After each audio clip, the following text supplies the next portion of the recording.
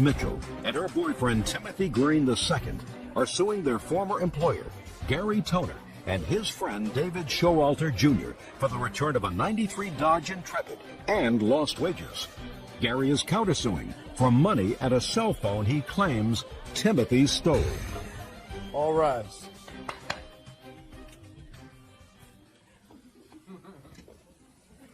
Yes, this is case number 458 on the calendar in the matter of Green, Mitchell versus Toner, Showalter. Parties have been sworn in, Your Honor. You may be seated. All right, here's another one of those convoluted cases where I need a road map just to get through the papers. Let me see if I've managed to, at least in some small measure, dissect it. You and your fiancé worked for this gentleman. Yes, Your Honor. Whose name is? Gary Toner, Your Honor. He also worked for him. Yes, Your Honor. He had a car that he wanted to sell. You agreed to buy the car. Yes, Your Honor. This is your story. You made payments on the car. Yes, Your Honor. You repaired the car. Yes, He Your Honor. gave you the title to the car. Yes. Gave you the registration to the car. Yes, Your Honor. And then one day, your fiancé, who was using the car to make pizza deliveries, because that's what Mr. Toner does, he's in the pizza business. Yes, Your Honor. He got robbed Yes. at gunpoint. Yes, Your Honor. After making a whole bunch of deliveries, he had about $800 with him. Yes, Your Honor. Mr. Toner didn't believe that Mr. Green got robbed. Yes, Your Honor. So they came and took your car. Yes, Your Honor. So you want your car back. Yes, Your Honor. Now, Mr. Showalter, he says, I never sold him my car. He says, Mr. Toner and I let Mr. Green use the car sort of like a rental for work and for pleasure and to make our pizza deliveries. And when he got robbed, we took the car back because we figured he wasn't going to be working for us anymore, so they took it back. Yes, ma'am. You got this so far? I'm trying to keep up. Try to keep up. Try to keep up. And Mr. Toner has a cross complaint. He says he wants the money back that Mr. Green stole because he didn't get robbed. He stole the money and also a cell phone that was the business cell phone that you allegedly have. That's your counterclaim. Yes, ma'am. All right. When did you purchase this car, Miss Mitchell? I purchased the vehicle in September of 2004. For how much? The total was $1,670, Your Honor. How did you pay for it? Mr. Toner, seeing I was an employee of his, a full-time employee, he deducted $200 from my weekly wages, which was every Tuesday. I have a record here of every week that my money was taken out of my check. Thank you. The top page is the original, then I rewrote it just so you would understand it better.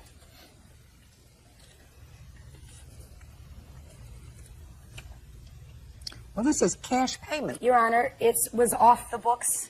When I was with Mr. Toner for 3 years, I was paid off the books. That's just how things were done. Not totally true, Your Honor. It's not what? Not totally true, Your Honor. It's enough true so that the IRS is going to be interested in this case. Everybody perk up. Perk up, perk up. Look this. You know something? If I keep going along like this, Bert, I'm going to balance the budget.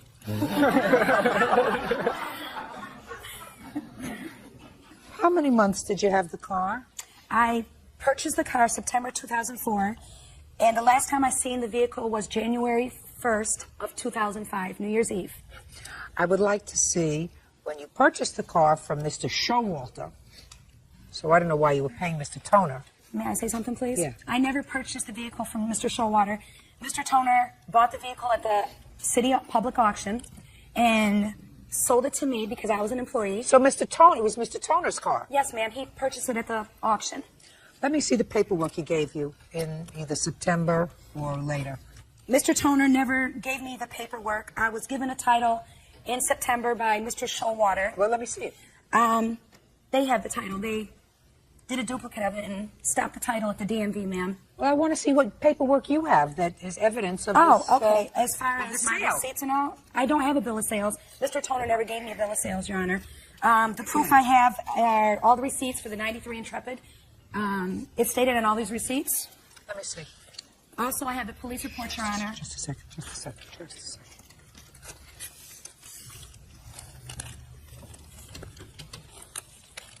So I have parts for the car. There's also a receipt in there, Your Honor. And then you had the windows Yes. tinted? brake pads. Well, why would they make all these repairs on a car that they didn't own? The arrangement that apparently they had with Mr. Showalter was they would maintain the vehicle. He's using it, making a lot of money with it, and he'd maintain the vehicle. Well, didn't he work for you? Yes. You paid him? Yes. How much? Oh, God, depending on how many deliveries he took, maybe $100 a day. I thought the car didn't belong to Mr. Showalter. I thought the car belonged to you. No, I purchased the vehicle from an auction, Yeah. and I then sold it to Mr. Showalter. Can I see the title to the car, please? Say in your complaint, madam, that Yes. Mr. Showalter gave you the title to the car, signed it, and sent it to the Department of Motor Vehicles. Tim signed it, and yes, we did send it to DMV. Why didn't you get a copy of that? Where is it? It never came back in the mail, Your Honor. And I do have Mr. Showalter on tape stating that they pulled a flim-flam on us, that they... Oh, well, I'd love to hear that he pulled a flim-flam. May I play it? Sure. Legit. Okay? Gary went behind my back and ordered a new title. He told me that you did. You did all of that. He ordered the new title, had it sent in. Okay? Told me he was going to take the car on you. I said, I don't want no part of it because me and you were down. Oh, no, but he the one said that you the one planned everything. Had the car moved, took it off the lot. Why would I take the car from you? I didn't care. If you got robbed or anything from the pizzeria, why would I care? Why would I think it's going to get another title? He said he ordered a title. He was going to take your car. I said, Gary, everything's in money. He goes, I got ways to do everything. Yeah, and I know because the car was paid in full. You know what I'm saying? Just a second. Explain yourself. I told her whatever she wanted to hear. I'm tired of conflicts. Listen. You hear the groans out there? They're not supposed to do that. They're not supposed to do that. I told her whatever she wanted to hear. Every time she calls me, I go into her place of business. She threatens me just to get her off my back. So I told her what she wanted to hear. Listen to me. Not only is he going to get into trouble with the IRS for paying people off the books, but you're going to get into trouble for lying to me. I'm not lying, Your Honor. Sure you are. Judge Judy continues in a moment. Claim their former employer, Gary Toner, and his friend David Showalter Jr. owe for the return of a '93 Dodge Intrepid. Gary says he fired Timothy because he faked a robbery. You had a conversation with him, and you pretty much apologized to him because your boss did the wrong thing. No, I did order another title because I was afraid I'd get screwed over. I was never getting my money on time for anything. I was tired of... What does that mean you weren't getting your money on time? What does that mean, Mr. Showalter? We had an arrangement. I was supposed to have the money on the 1st. I was never... Just a second. You weren't getting your money on time for what? The payments for the insurance and the car payment for renting it. Not renting it. That's not what you said. That's not what you said. You said, I was afraid I was going to not get my money on time. I was afraid I was going to get screwed. Can I explain how this unfolded? Do I need to hear it? Yes. No, I don't need to hear it. I think that what you did was you think that he planned a robbery, concocted a story about a robbery to steal the money that he collected for pizza deliveries on December 31st. That's right. And you knew you weren't going to get your money back. Mm-hmm. You knew you weren't going to get your money from him because you really had no way of proving that he staged this robbery. Oh, he agreed to pay it back. Before or after you took his car? After the car was removed. And that's how it unfolded. So you took his car, and it was his car. Now we're going to get you a counterclaim. Tell me about. He says he was robbed at gunpoint after he made a day's worth of deliveries. You say you don't believe that the way things unfolded. You think he did it. Now, the only thing I'm interested in is you say he promised to pay you back. Tell me about that. He had agreed to pay back the... Tell me where it happened, when it happened, and what the discussion was. It happened on the 31st December, New Year's Eve. And I received a call at my house, probably midnight or so, saying that the store manager called me and said that he was robbed. And I said to the store manager, well, I had checked with you through the evening, and you had said he'd made drops periodically. And how is it he was robbed for the figure he then told me, $880? That's impossible. And I said, okay, I'm coming in. I'm on the way in. En route, I then called Mr. Showalter and said, I think he's pulling something here. Go grab the car. Oh, absolutely. Yeah, I don't know what your Well, situation is with the absolutely. You vehicle. can't do that. It's his car.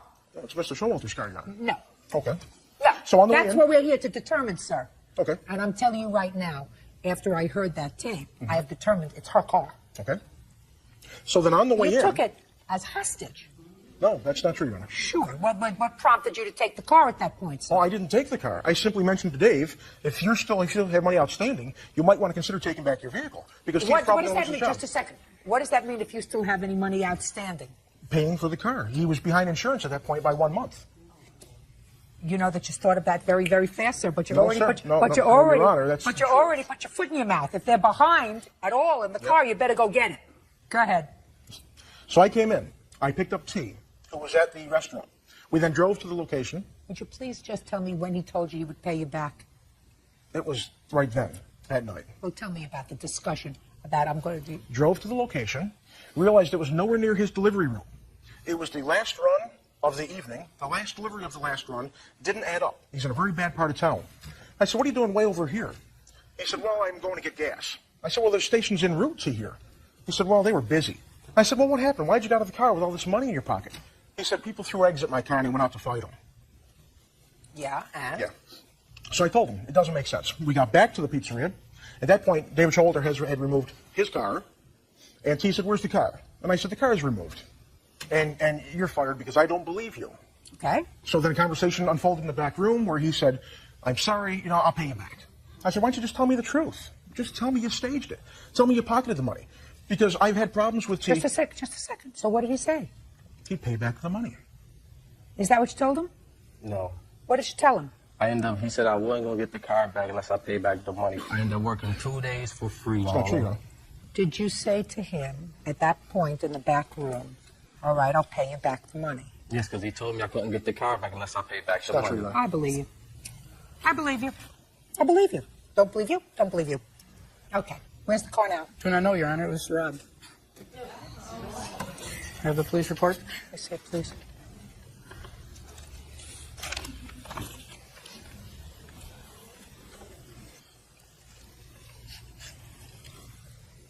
Did they ever recover it? Not yet, Your Honor. I don't like a bunch of fibbers. I think there's a little bit of truth to what you say. I think that they probably didn't fully pay you for the car at the time that the car was taken. I don't know whether you were robbed or not, but I certainly... Excuse me, I do have a police report for the robbery, Your Honor. It's okay. Did they find anybody? No, Your Honor. It just is his statement that he was robbed. Yes, Your Honor. It also made the newspaper. It's crime infested there, where the pizzeria is. So. It's awesome moral. Listen, Mr. Toner is skeptical about people telling him the truth, skeptical about people being shortcut artists, right? Absolutely. There's a bit of history as well with T. Well, are you a shortcut artist, Mr. Toner? All I want to know about is the cell phone. Where is the cell phone? I have the receipt here. It's, I believe it to be still in Timothy's possession. No, I don't have it. I gave it back. To whom? Who'd you give it to? Back to the Don't pizzeria. speak to him. Who'd you give it to? Back to the store manager. Who was that? That would be Ricky. When did you give it back to Ricky? 2 weeks. 2 weeks later, after my phone had got turned back on, because I was keeping in contact with him about the car. About what? Getting the car back? I was going to get the car back. Now the car ended up getting stolen. I even got more on the table. Got it. Okay, counterclaim is dismissed. Judgment for the plaintiff in the amount of $1,000. That's all. Thank you, Your Honor. Parties are excused. You may step out. See, some people say I was robbed. I could say go down the street, throw money on my pocket, say I got robbed. Pizzeria's been robbed 4 times within the last month. Drivers have $20 in their pocket in singles. If they're robbed, you throw the money and you go the other way. I never heard of nothing like that.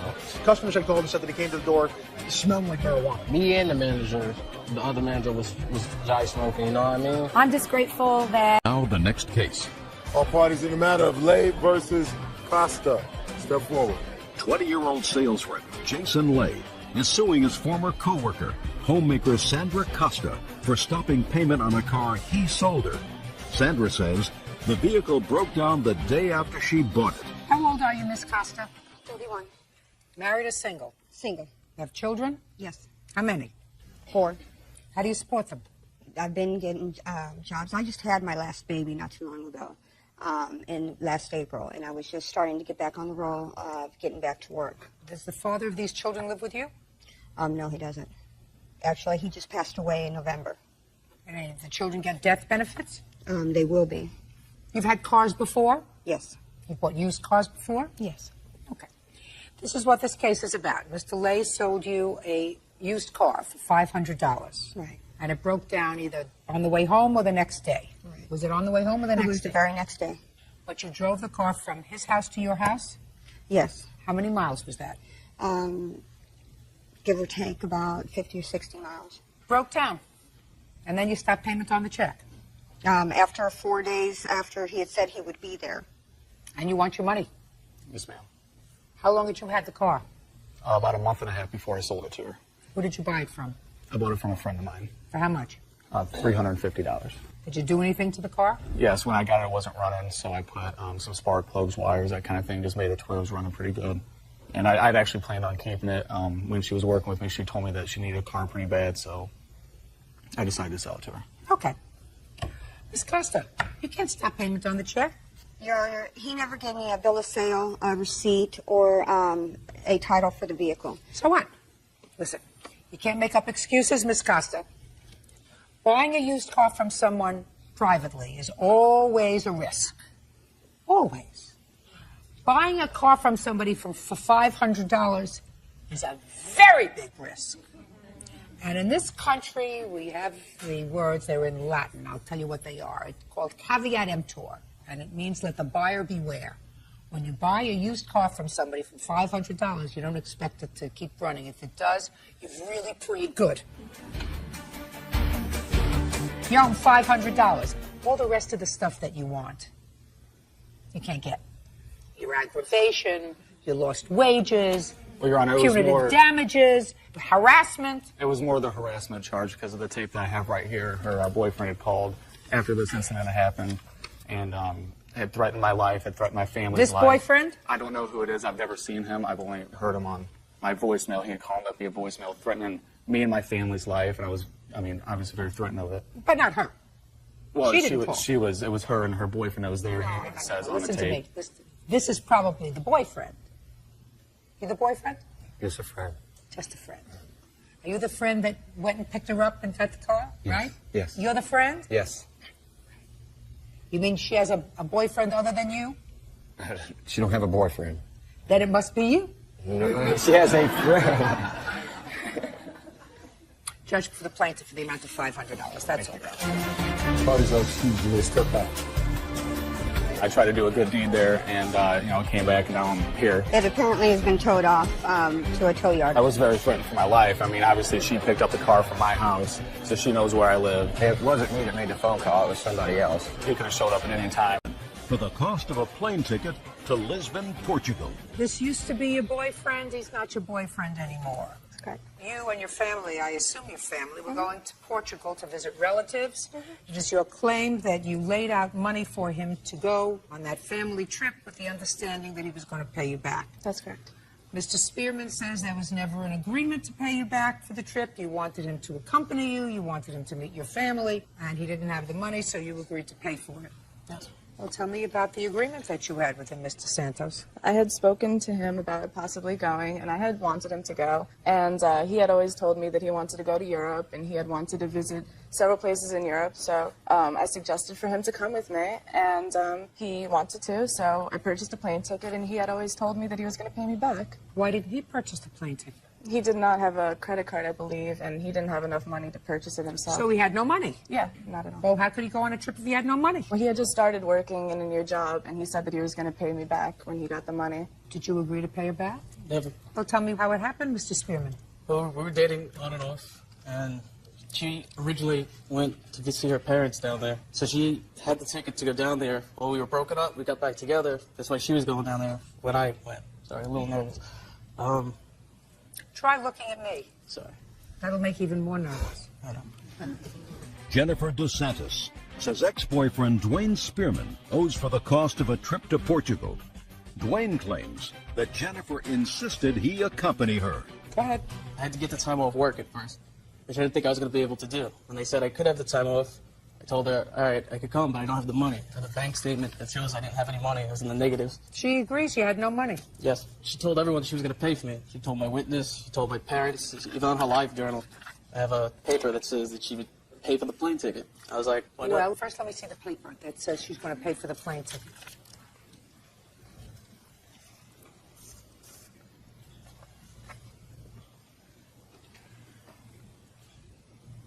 Well, it absolutely says I bought his plane ticket. He's visiting for 7 days. This is so blank. Fabulous. I want to show him so much blank. So much to do, so little time to do it. I have a good feeling about this. Your Honor? Yes. I have a conversation that took place between both of us stating that he would pay me back. I'd like to see it. I highlighted some of the main parts, and there's 2 screen names listed. I don't know if you can figure it out.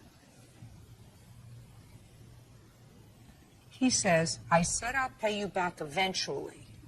I'm doing that for myself. Technically, though, I didn't want to go. You offered, I said yes. I'd win. It's your word against mine.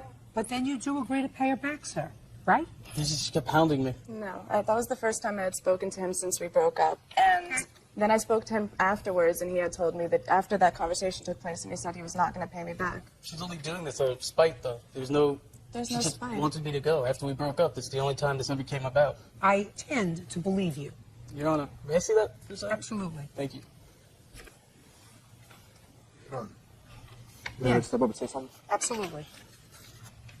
I was First, there. tell me your name. I'm Andrew Palua. I was there the day that they told me that they were going to Portugal, and I kept on making jokes. You know, he's in debt, he can't afford it. She blatantly said it was a gift, and he did not have to pay her back on many occasions. Just a second. Didn't you hear what I just said? I know that you had something that you were dying to get out and dying to say. But is there anything different from what you said than what I just said? No. Then you can sit down. Thank you very much. I have other things to do today. Have you looked at that now? Yes, I actually had a comment about it. Go ahead. I mean, I'm not denying it, but any person, I know 9th graders, they could type this up and then bring it to court. I'm the 9th graders. I got news for you. I couldn't type it up on that machine, Sorry. whatever that machine is. And I've had more than a 9th grade education. The question is, did you in fact write it? Yes. Fine. But I'm just saying, I don't think it should be used in court, though, because anybody could lie. Well, It's not in me to lie. That's listen why. to me. Listen to me. If you had said to me, Mr. Spearman, I didn't write that, then I would say, well, you have to prove that he wrote that. But you did. I believe she wanted you to go. I believe she had a good feeling about your relationship, and she wanted to share the European experience with someone that she cared about. I believe that after you broke up, when you came back, then, Mr. Spearman, you're probably a man of good conscience, and you agreed to pay her, right? Yes. Now, how much was the ticket? $1,101. Okay. And I tell you right now that the expenses that you had while you were in Portugal were limited. Your parents took you out for most of the meals that you were there, and whatever other money that you spent, you spent. But I believe he has the responsibility to pay you back for his airplane ticket. You agree with that, sir? No, but I respect it. I'm glad, because that email, or whatever that is, that conversation that you had, suggests that you are a man of good character. You don't want me to think otherwise, do you? No. Great. Judgment for the plaintiff in the amount of $1,101. That's all. Save our relationship. It's untrue. I'm happy in a new relationship. And Receptionist Kalita Thompson is suing the father of her child, truck driver Demetrius Webb, for filing a false restraining order, the return of personal belongings, and unpaid daycare expenses. Demetrius is countersuing for the return of jewelry and for moving expenses.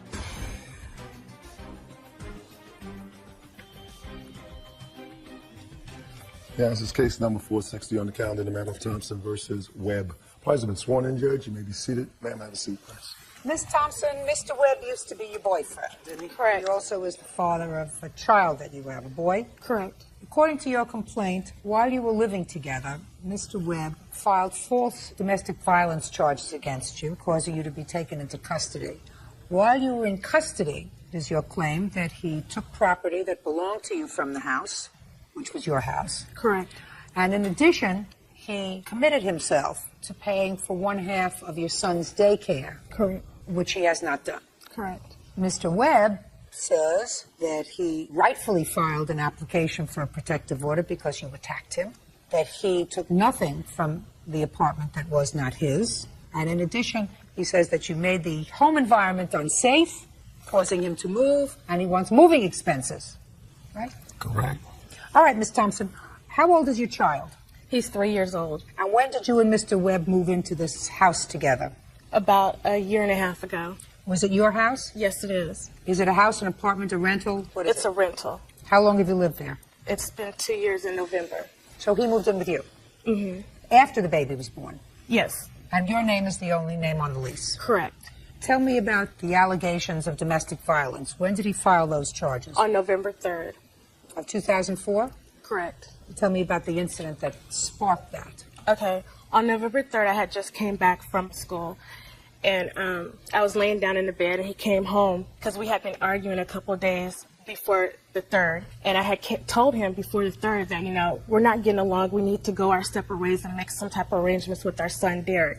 Well, on November 3rd, while I was laying down and he came home, he was like, do you still want us to go our separate ways? And I said, yeah. He goes, well, you're going to be out the house before I am. And I said, no, what are you talking about? He's like, you're going to be out the house before I am. I said, oh, you must have went down and filed a restraining order against me. He didn't say anything. What would make you think that? Because we had been arguing since the end of October. Well, arguing and restraining Arguing and fighting.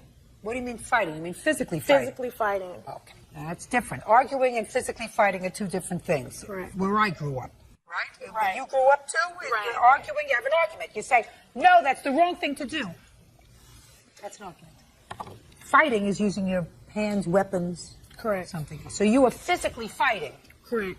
Who was fighting with whom? He was fighting with me. Is that right? No. Okay, so Okay, so what? Well, I'm asking you a question. Did you put your hands on him? No, I've never put my hands on him. Well, when you say physically fighting, explain the physical part of the fighting that was taking place. Well, in the bathroom, there was an incident in the bathroom where he took my car keys, wouldn't allow me to take our son to the daycare. He had came home early that morning, wanting to take our son to the daycare. At first, I said fine, but then he started disrespecting me in front of my son. So I said, no, you're not taking our son to the daycare. So then he took my car keys and went upstairs. While he was going upstairs, he went inside the bathroom. I went to try to get my car keys from him, and he put his arm up against my neck, wouldn't allow me to. How did you try to get your car keys from him? Try to snatch him out of his hands. So you were grabbing and touching him to try to get your keys. Correct. And he wouldn't give them to you. Right. So who put their hands on who first? He put his hands on me. No. You put your hands on him first. Well, I grabbed the keys, I mean. How do you grab the keys from somebody? I don't understand that. The keys are in his hand. Right. And what do you do? I went forward, reached for the keys. He jerked back, and I said, give me my keys. Went for the keys again. He jerked back, and he's like, you're not taking Derek nowhere. And I said, yes, I am, too. I'm taking him to the daycare, and I'm going to work. And then that's when he pushed me up against the bathroom door. What happened on November 3rd, Mr. Webb? On November or before November? Well, when you filed the restraining order, when was that? November 3rd. Can Can I start? see what you said in the restraining order, please?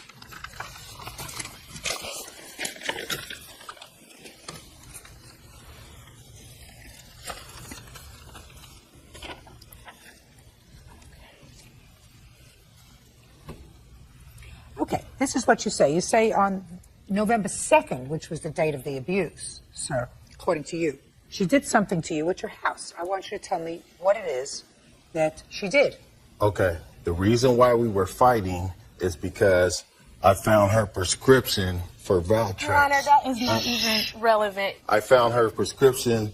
That is not why we were fighting. Listen to me. Don't interrupt him. You explain to me your version of why you were fighting. Okay, that's fine. He didn't interrupt. I'm sorry. You filed this case and you said he made false allegations against you and you want to be compensated for that. Correct. So I have to make a determination. Do you understand? Yes. Good. Go. Okay. I found a prescription bottle for Valtrex, and I didn't know what it was. I looked it up on the internet and found out that Valtrex is for herpes. So I found out, I assumed that from the prescription or what it was for, that she had herpes. And Which she gave to me. And this I didn't know nothing about. Okay. So I confronted her with it, and that would cause the arguments and the fights. Ms. Thompson, I don't know whether I would have added this to my complaint, these allegations, because this He's is lying. Well, this is his version of what you were fighting about. Well, I That's have not proof. what we were fighting about. I have proof. No, it's not. That's not what we were fighting about. We were fighting because of domestic violence abuse. That's what we were fighting about. Well, that starts off with something, you know. That's because he was out going around sleeping around. It wasn't me sleeping around. It was him that was sleeping around. Well, that's possible, you see.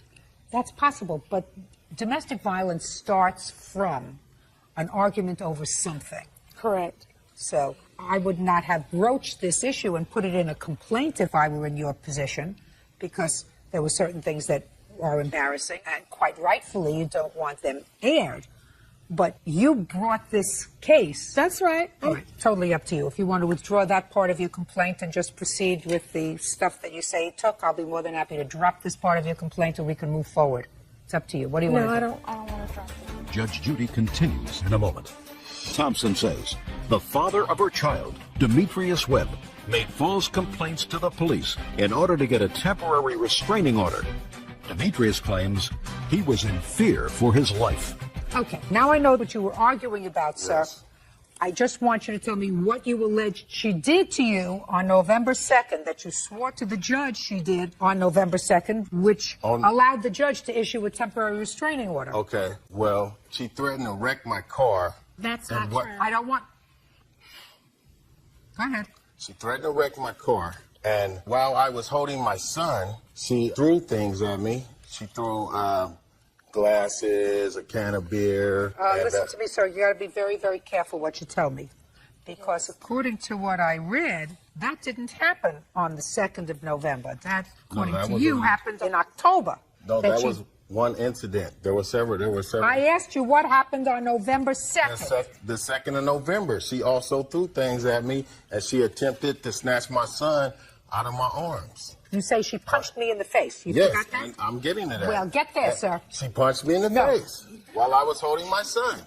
And she scratched you, Yes. according to you. All right. Did you have a trial on this protective order? No, we didn't have a trial. What happened with it? He motioned for it to be dismissed. Is that right? Yes, that's correct. Why? Because I was out of the home and I was no longer in danger.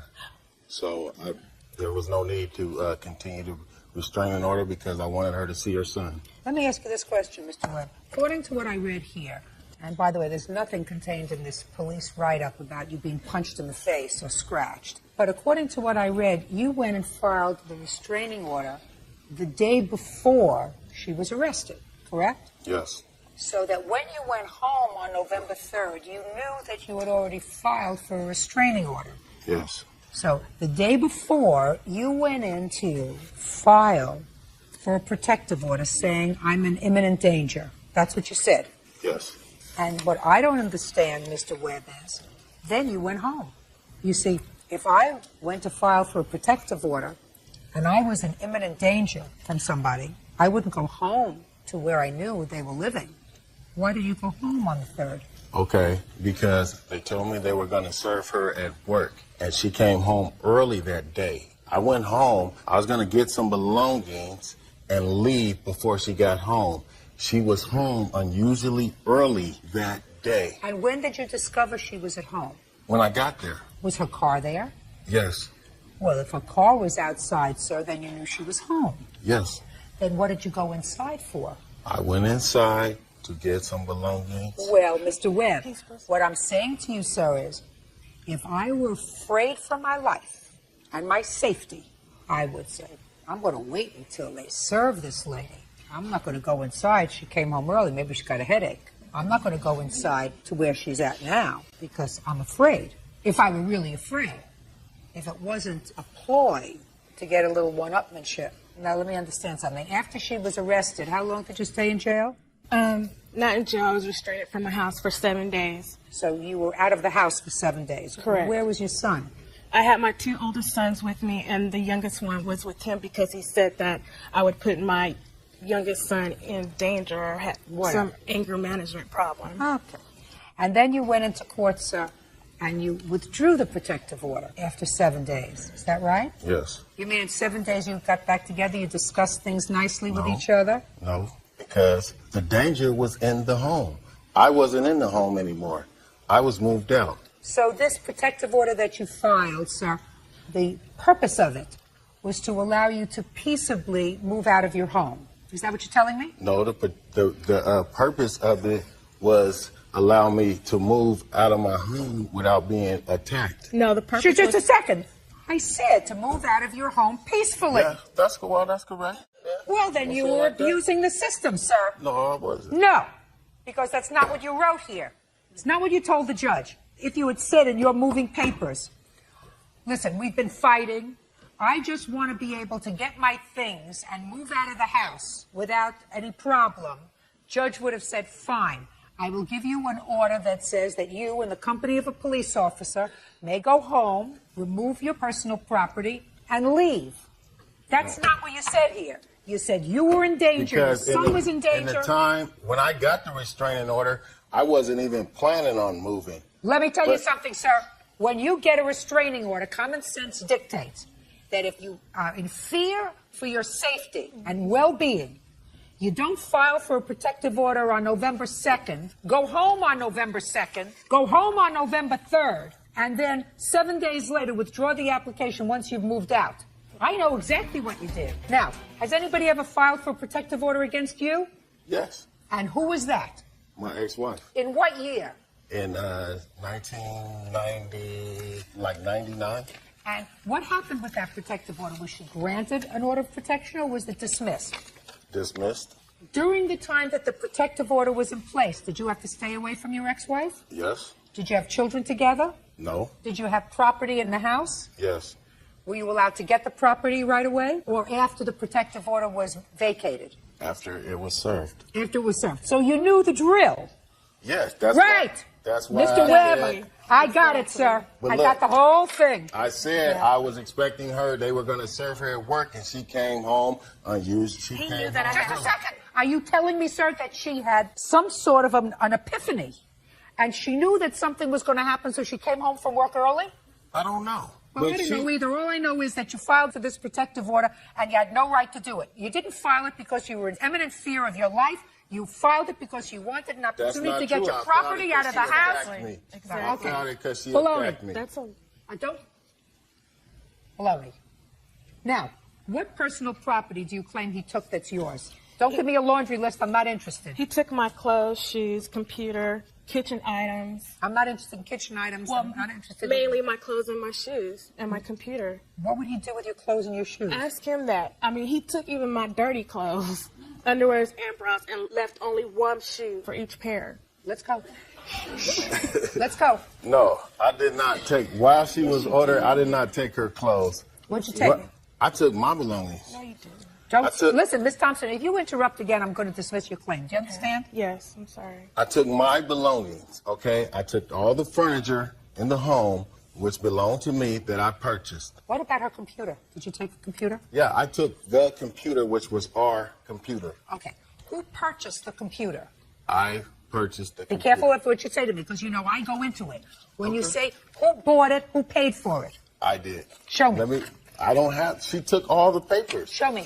She took all the receipts and everything. I had this computer ever since I've been going to school. I graduated in June. From the beginning, I started school because all my classes are online. That doesn't mean she purchased it. Well, let me see the proof for it. That's all they gave me was that printout. Payment history by rental. Is this a... I rented it from Rent-A-Center, and I was making payments through Rent-A-Center. Okay, got it. Yeah, it's our computer. Oh, no question. It's our computer. Okay. Now, all right, let's leave that for a minute. Let's go to money owed for daycare expenses. Right. When do you say he agreed to pay for half of your son's daycare? I believe it was like November of 2004. And where were you when he agreed to pay for half? We were at the house. Before or after this altercation on the 2nd or 3rd of November? It was before. So it had to be November 1st. Well, tell me where you were both sitting when you had this discussion that he was going to pay for half of the daycare. In the living room on the couch. Okay, and tell me about the conversation. We just made a verbal agreement that he would pay for half of the child care. Now, when did you make arrangements to go to family court with regard to support for your son? After November 10th, after he placed the order against me regarding a restraining order. All right. This is why, Ms. Thompson, that when you lie, it's a bad thing. Very bad thing. Because I'm going to read to you from your complaint that you swore to. You said, Demetrius and I had a verbal agreement that he would pay for half of our son's daycare until everything was resolved in the family court.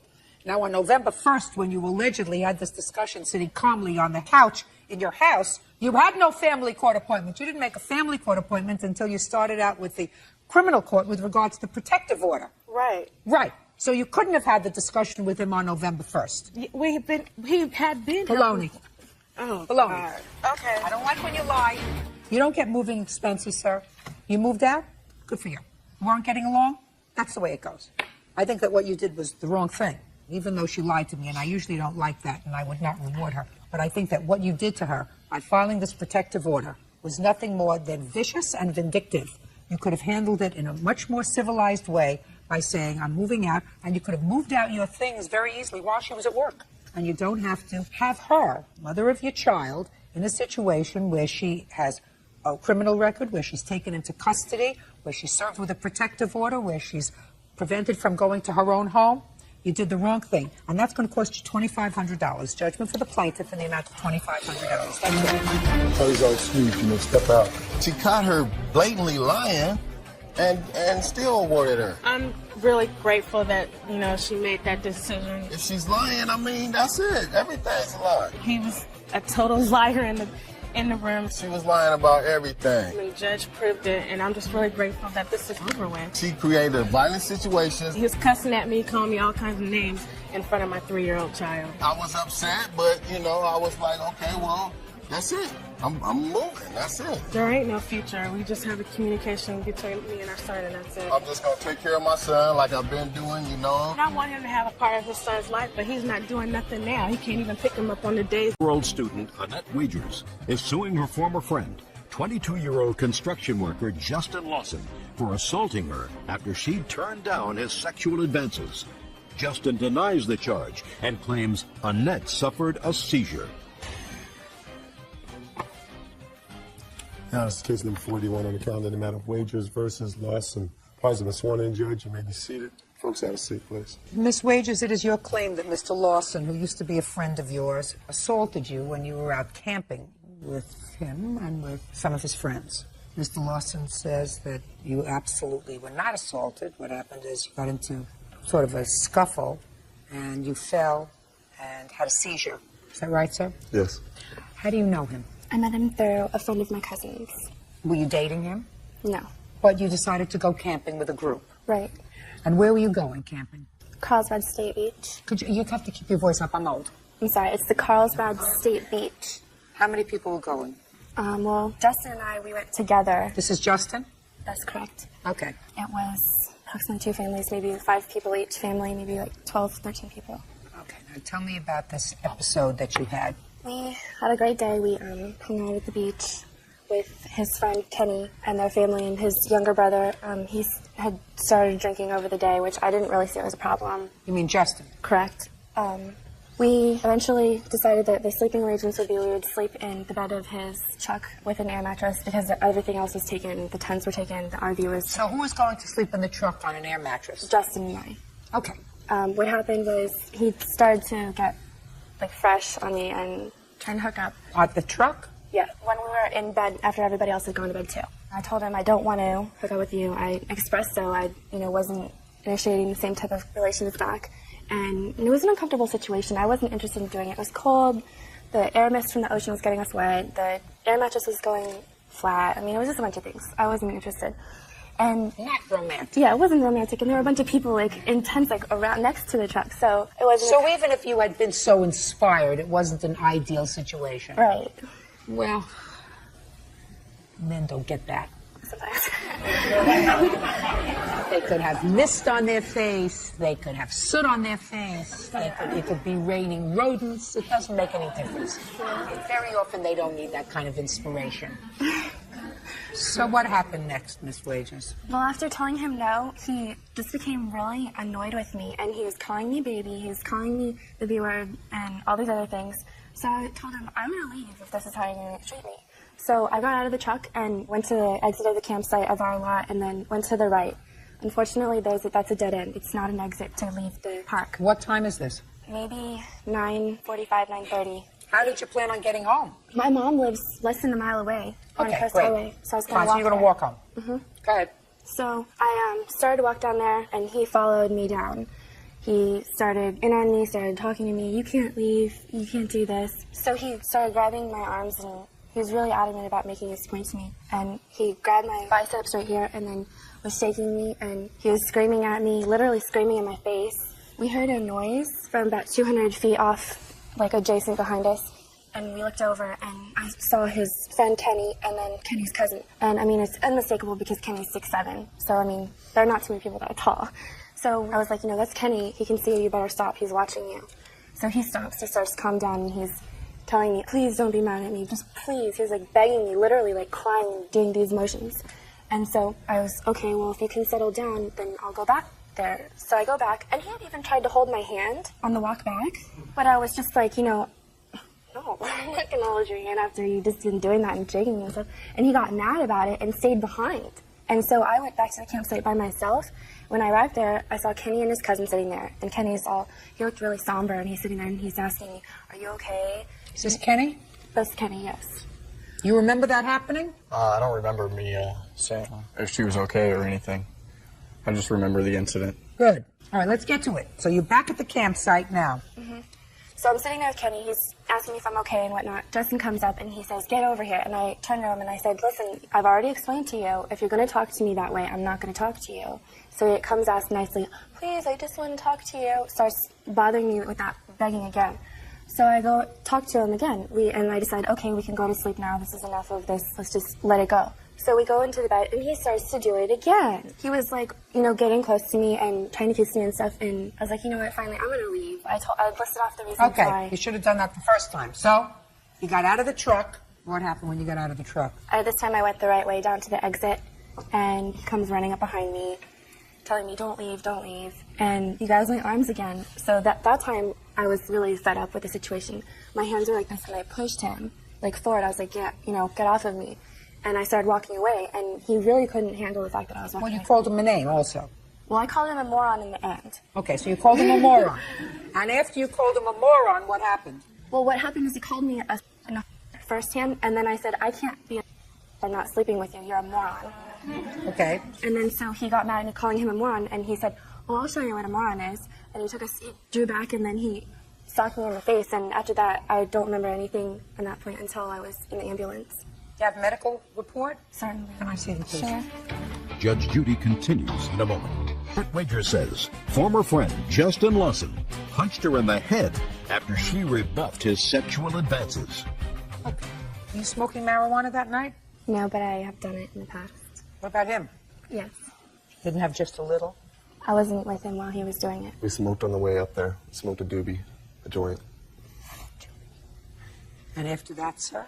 Did you smoke any more? No. Okay, Justin. Well, at the time she was staying with me for a couple weeks, and we got invited to go up to Carlsbad State Beach with his family.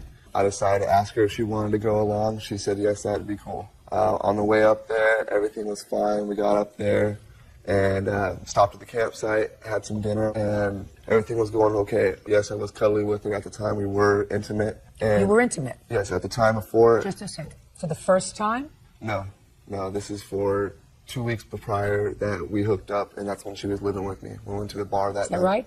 I had known him for a week, and I wasn't living with him. I was staying with my girlfriend who he knew.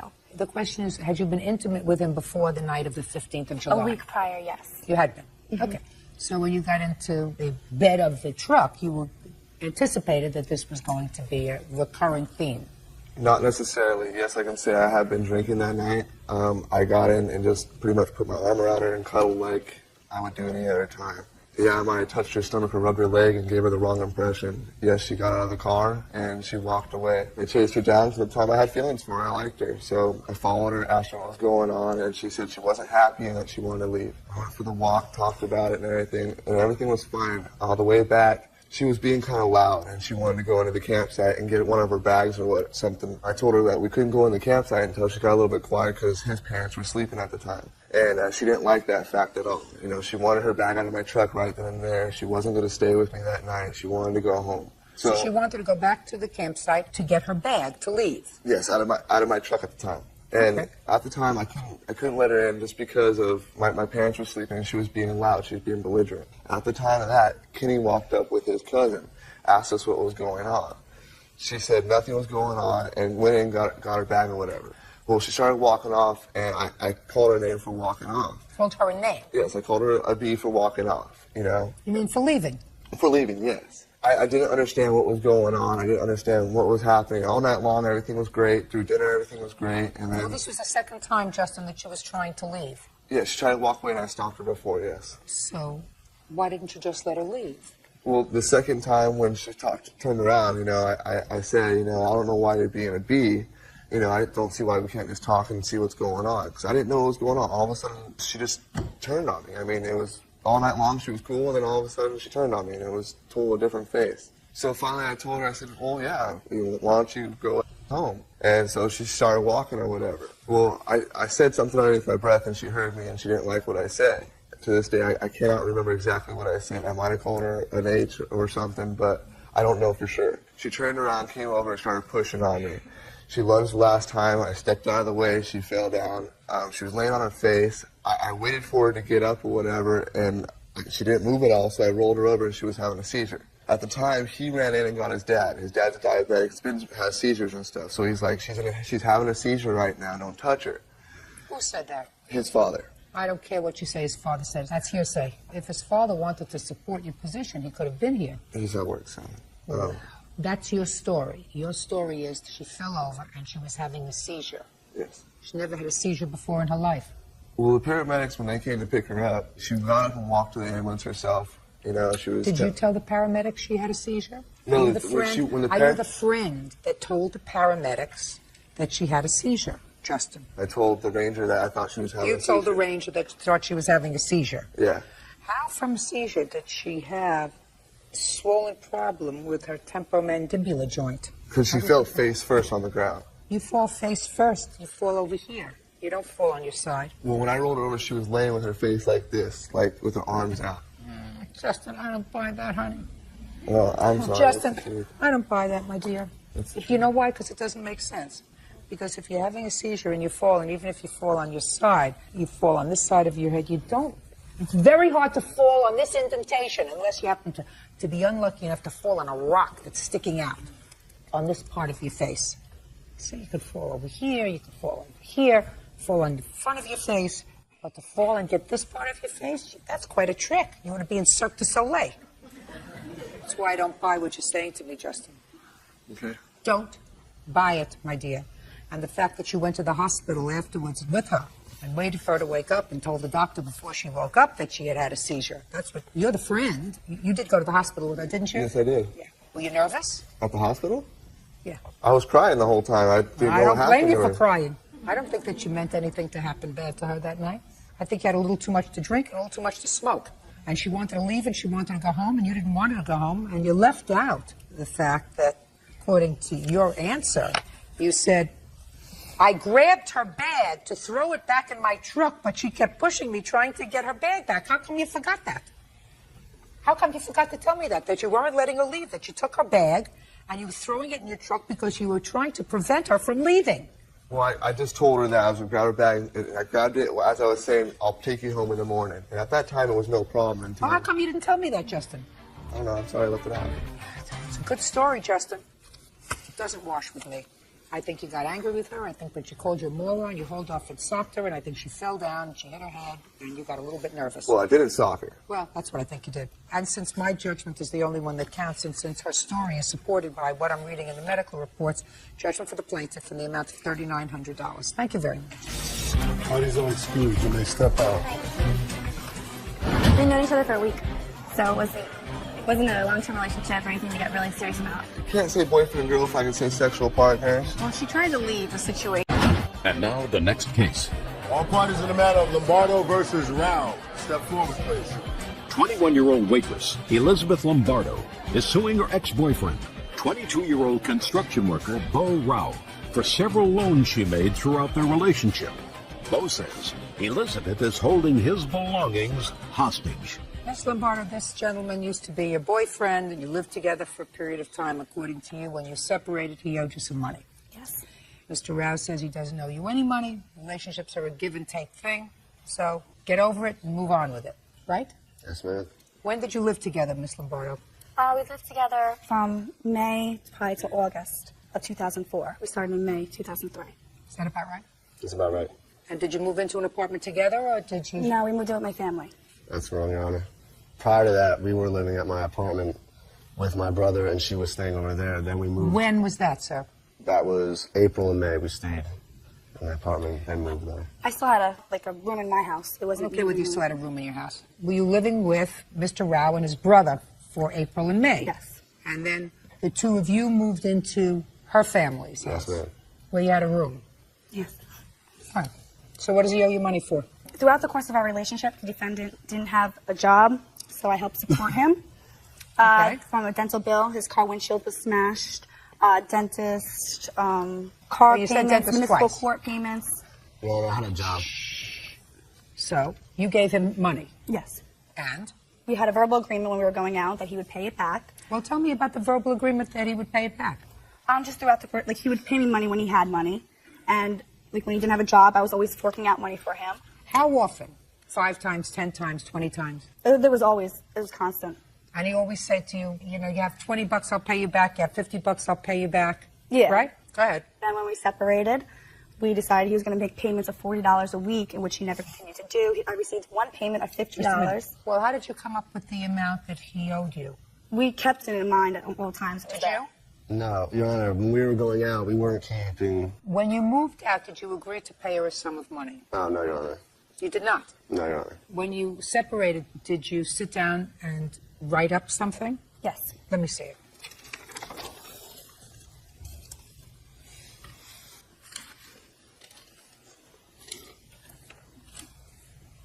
Did you sign this IOU? No, Your Honor. And for us to sign each other's name on something was pretty common. I could show you receipts with my signing for her debit card, or her signing for my debit card. It was nothing. You didn't sign this? No, Your Honor. Tell me the circumstances surrounding your separation, Mr. Rao. The relationship just got ridiculous. She was constantly lying. Everything that would come up would be a lie about something. I couldn't live at her house anymore. And I actually left for the weekend after a fight, and when I came back, all my stuff was at my parents' house, and she said that I had to be out. So she moved your stuff She out? moved it with no notice of anything. So that she wanted me out. I'm ready to hear the rest. 30 seconds or less, Miss Lombardo. When he moved out, when he wanted his bed, his stuff was there, that's when you don't believe that he signed the paper. Well, just a minute. So what you're telling me, you told me he couldn't take his things unless he signed the paper? Mm-hmm. Then even if he signed it, it's worthless. He had this agreement with me. Let me explain something to you. He didn't. What you're saying is that during the course of your year and some months relationship, if you gave him $20, if you gave him $50, whatever it was, he said to you, when I get it, I'll pay you back. And that's what people do when they live together and they're not married. Don't worry, honey, I'll pay you back. That's not a loan. When two people play house and not commit to a relationship as we know it and get married, courts aren't interested in going over $20 here, $5 here, $15 there, $100 for the dentist, $12 for this. Courts aren't interested in doing that. We got other things to do. So it's been my suggestion, if you watch carefully, I've always said, keep your finances separate. Mm-hmm. So I think you have to put a real period and say, it's over. I'm fine. How old are you? 21. 21? Perfect. You didn't waste a lot of your time. You didn't waste the best years. You didn't waste the flowing years. Who is this, by the way? This is my girlfriend, Your Honor. She have anything to contribute to this case other than, looking nice? No, just she decided to come with you. She's Irritate seen her. the craziness. Irritate her. Yeah. Well, probably not the best idea to bring her. Who is this? This is my friend. So he brought a girlfriend, you brought a friend. Move on. He did. You should. Have a happy life. Case dismissed. Parties are excused. Let's step up. Just pathetic that he has to lie that I didn't lend him money, that I supported him, and that he didn't sign the paper when he did sign the paper. She makes up fake things. She lied. The whole relationship was basically a joke. You trust someone and you can't. It was out of trust and love because she's a nice person and... Sherry Ogden is suing her daughter, student Shannon Bentley, for a series of loans to help her get back on her feet. Sherry claims Shannon's house and car were seized in a drug raid. All rise. That's case number 501 on the count of Ogden versus Bentley. Positive sworn in judge, you may be seated. Folks have a seat. Miss Ogden, this is your daughter? Yes, ma'am. According to your complaint, your daughter passed you for a series of loans. Yes, ma'am. She had gotten into some trouble. Yes, ma'am. Possibly trouble that could have ended her up in very hot water. And she agreed to pay you back. She did not. And in addition to that, you co-signed for a car for her. Car was eventually repossessed. She says at your suggestion, therefore she owes you nothing for the car. And your daughter says that you did in fact give her some money when she got into trouble. In exchange for that, she waited on you hand and foot like a slave. And if you had to pay somebody to take care of you, it would have cost you a lot more than what she actually took from you. Is that your defense? Shh. Yes, ma'am, that's correct. That's your defense. How old are you? I'm 32. What kind of trouble did you get into, Miss Bentley? I was picked up on what they sold, drugs. Drug sale. Yes, ma'am. I haven't been charged yet, but I was picked up on that. When was that? That was September 1st, 2004. Are those charges still pending? Yes, ma'am. You have a lawyer involved in that case? Where did you need money for? Well, whenever I first, my mom offered me a place to stay, to get back on my feet, to get cleaned up and stay out of trouble. And I took her up on it, and I had a couple hot checks. What do you mean hot checks? Well, I mean, I had written a couple checks, and they weren't covered. I thought the money was going to make, but it wasn't. So you needed money? Right. She offered. I didn't ask. How much money did you need? I think that was $250 at that time. And there was also an incident where I was going through divorce at the same time, and I had my ex filed telephone harassment on me. And so I also had to file for that for court. I didn't ask her to pay it. Again, she offered. I was going to come up with the money. You were going to come up with the money. How much was that? $500. Does your mother work? Nope. How does she support herself? My stepdad pays her bills. So she's married and she lives with her husband. Yes. So it really is the income that's coming into the house is his income. Right. She loans it out to other family members just like she did me. She offers it to other family members with the understanding that they're not going to pay her back. Or that they will if they can, whenever. If they don't, she wants it right then, and she wants it right then. Who are you? I'm a witness. Robert Dillon. How was he related to you? He's my boyfriend. He was there whenever she offered to pay some of the bills for me and stuff. Was he also arrested on these drug charges? Yes, ma'am. You have the same lawyer or a different lawyer? Different lawyers. That's a good idea. You understand why you have a different lawyer, don't you? No. Because eventually one of you is going to put it on the other. Amen. Well, that's going to happen. That's why I have two different lawyers. So let's deal with the $750. Well, totally, it is $244.54 for your hot checks. Okay, she said $250. It's close enough. That's right. And the other one, I just got out of the hospital on Wednesday night, and I get a phone call the next morning around 10 a.m. on Thursday from Robert Delahunty's mother. Robert Delahunty saying that Shannon had to have $404 or she was going to go to jail. Well, I had no other way to get it. My twin was sick. She couldn't go take it. I paid Mr. Deaton by telephone, and he charged me an extra $100 to do it. Okay. Well, once you turned over the money, tell me about the discussion you had with your daughter. Well, she knew she had to pay me back. I told her, I said, Shannon Michelle, I ain't going money on the tree. She knows she got to pay me back. No, Miss Ogden, listen to me very carefully. I want to know what you said to her and what she said to you when you finally saw her after you paid this money. She said, I'll get a job. As soon as I get a job, I'll pay you back. And as soon as I get some stocks in, I'll pay you back. I've heard this and heard that. Just a second. Did she ever get a job? No, but she got offered one and she wouldn't take it. Did she ever sell stocks? What kind of stocks do you have? There was some my dad. He passed away in 2002. There was some he had with Dow back from like the 70s. It was $50,000 worth. So what'd you do with the money? That's me. I'm having them transferred right now into my name, because I was executor of the estate. And I couldn't get a job because I pretty much did everything for her. When I moved in, I did everything for the woman. I mean, I cleaned. She give me something to drink, give me a beer, give me this. I mean, she was constantly never. So what? I mean, how was her mate? How could I get a job? Miss Bentley, I did the best I could. You're not there now. You're not taking care of your mother now. Why can't you get a job now? I can't. I'm looking. I'm going to school full time. Look, listen to me. You have children? Yes, ma'am, too. Your children don't live with you. No, ma'am. They live with their father. They live with his parents. Or with his parents. Yes, ma'am. They don't live with you. Right. Or him. Right. He needs. Ditto to that. Judge Judy continues in a moment. Terry Ogden says her daughter, Shannon Bentley, owes for loans she made while Shannon was trying to get clean. Shannon says because of drugs, she lost everything. This is not the time for a 32-year-old woman to be in school full-time, my dear. This is the time for a 32-year-old woman to be in school part-time and working. Because if you have children who are being taken care of by their paternal grandparents, in addition to paying your mother back for the money she laid out to keep you out of jail, you should be sending support for your children. How's that for an eye-opener? I agree. You're right. I mean, I'm looking for a job. You're not looking hard enough, honey. Anybody can get a job. Thank you. Anybody can get a job. Fast food, drying cars at a car wash. Anybody can get a job. Your problem is that you've had a windfall of money. According to your mother, $375,000. No, it wasn't that much. How much? It was around $250,000. $250,000 is $250,000.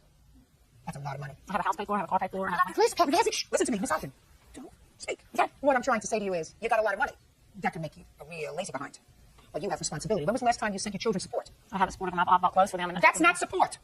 Support is sending their grandparents $500 a month. And I suggest that if you want to be considered a mother at any time in your life, you will start to do that. Get a job and start supporting your children. Because that's what mothers are supposed to do. Don't have their children in their custody. Just like fathers. But first, you pay your mother back $750. Wait, I got $1,250 in there where I loaned her too. It's on there. Was that for the car? Shh, listen to me. Was that for the car? Yes, ma'am. Because you want to pay careful attention to me. Just listen to me. Okay. The car was repossessed. I had them. You had them repossess the car. You know why? I couldn't stand it being in Lufkin, Texas because of her and don't head over here. Insurance could lapse on Friday night. Well, I wouldn't know the dates got it. That's why. I understand. Listen to me. I understand why you felt compelled to repossess the car. But there was no legal reason. There's an emotional reason for you to repossess the car. You said, listen, I'm not crazy about him. I'm not crazy about her. And I'm not going to be stuck with this payment because it could end up on my credit. So I'm going to call them and have the car repossessed. I can understand why you did. But then you can't get the money back for the tax stamps. I'm speaking. Listen to me. I'm speaking. Judgment for the plaintiff in the amount of $750. Judge, I'm telling you, let's just take right now. No, listen. She owed me $150. That's it. I was like, you missed about. She went through all of that money on drugs and nothing. Don't get over there with her about a house or cars. I mean, money's gone. This is strange. She doesn't tell about price fly. I don't need right there. She can give me a beer. She didn't wait on me for no hand and foot and man and the moon. Well, she's crazy because I mean, she takes my pills. It's pathetic. She's not got to feel head. He's on back in so Prozac to other doctors and stuff. You know what she does too? She gets pale with so way she moved on it. Her mama hasn't been good. She goes in on her own. She don't. She calls them occasionally. She don't leave her house. Leave her pill bottle. I love her. She gets the last right here, but she can't get the last right here. She better pay on mine. And now the next case. All parties in the matter, Finnegan versus Cooper. Step forward, please. 19-year-old warehouse worker Justin Finnegan is suing 28-year-old student Catherine Cooper for backing into his car. Catherine says Justin was illegally parked. Mr. Finnegan, it is your claim that Miss Cooper damaged your car by backing into it. Yes, that is correct. And you want her to pay for the damage that was done to your car. Miss Cooper says that your car is, or was, I know it's still in existence, an illegally parked piece of junk. Okay, where did this happen, Mr. Finnegan? No, listen to me. I didn't ask you to show me. It's not show and tell.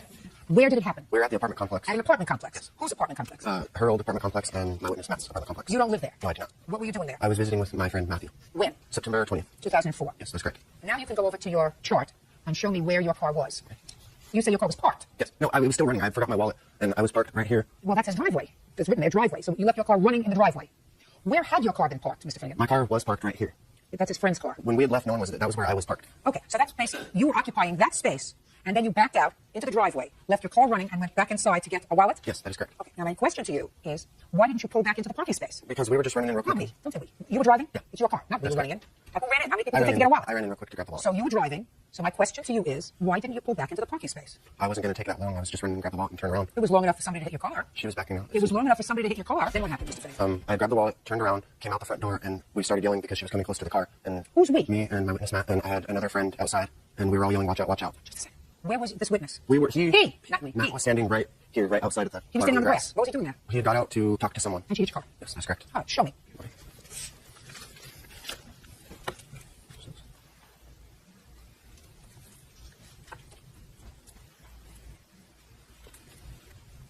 What's his house? Picture of a house. That one is a picture of the pole. What does the pole have to do with this? I was just showing that she has broke that pole several times with her vehicle. I want to see a picture of your whole car, sir. The whole car? We don't have one of the full car. Why not? Because I just took a picture of What's this pole? What's a we?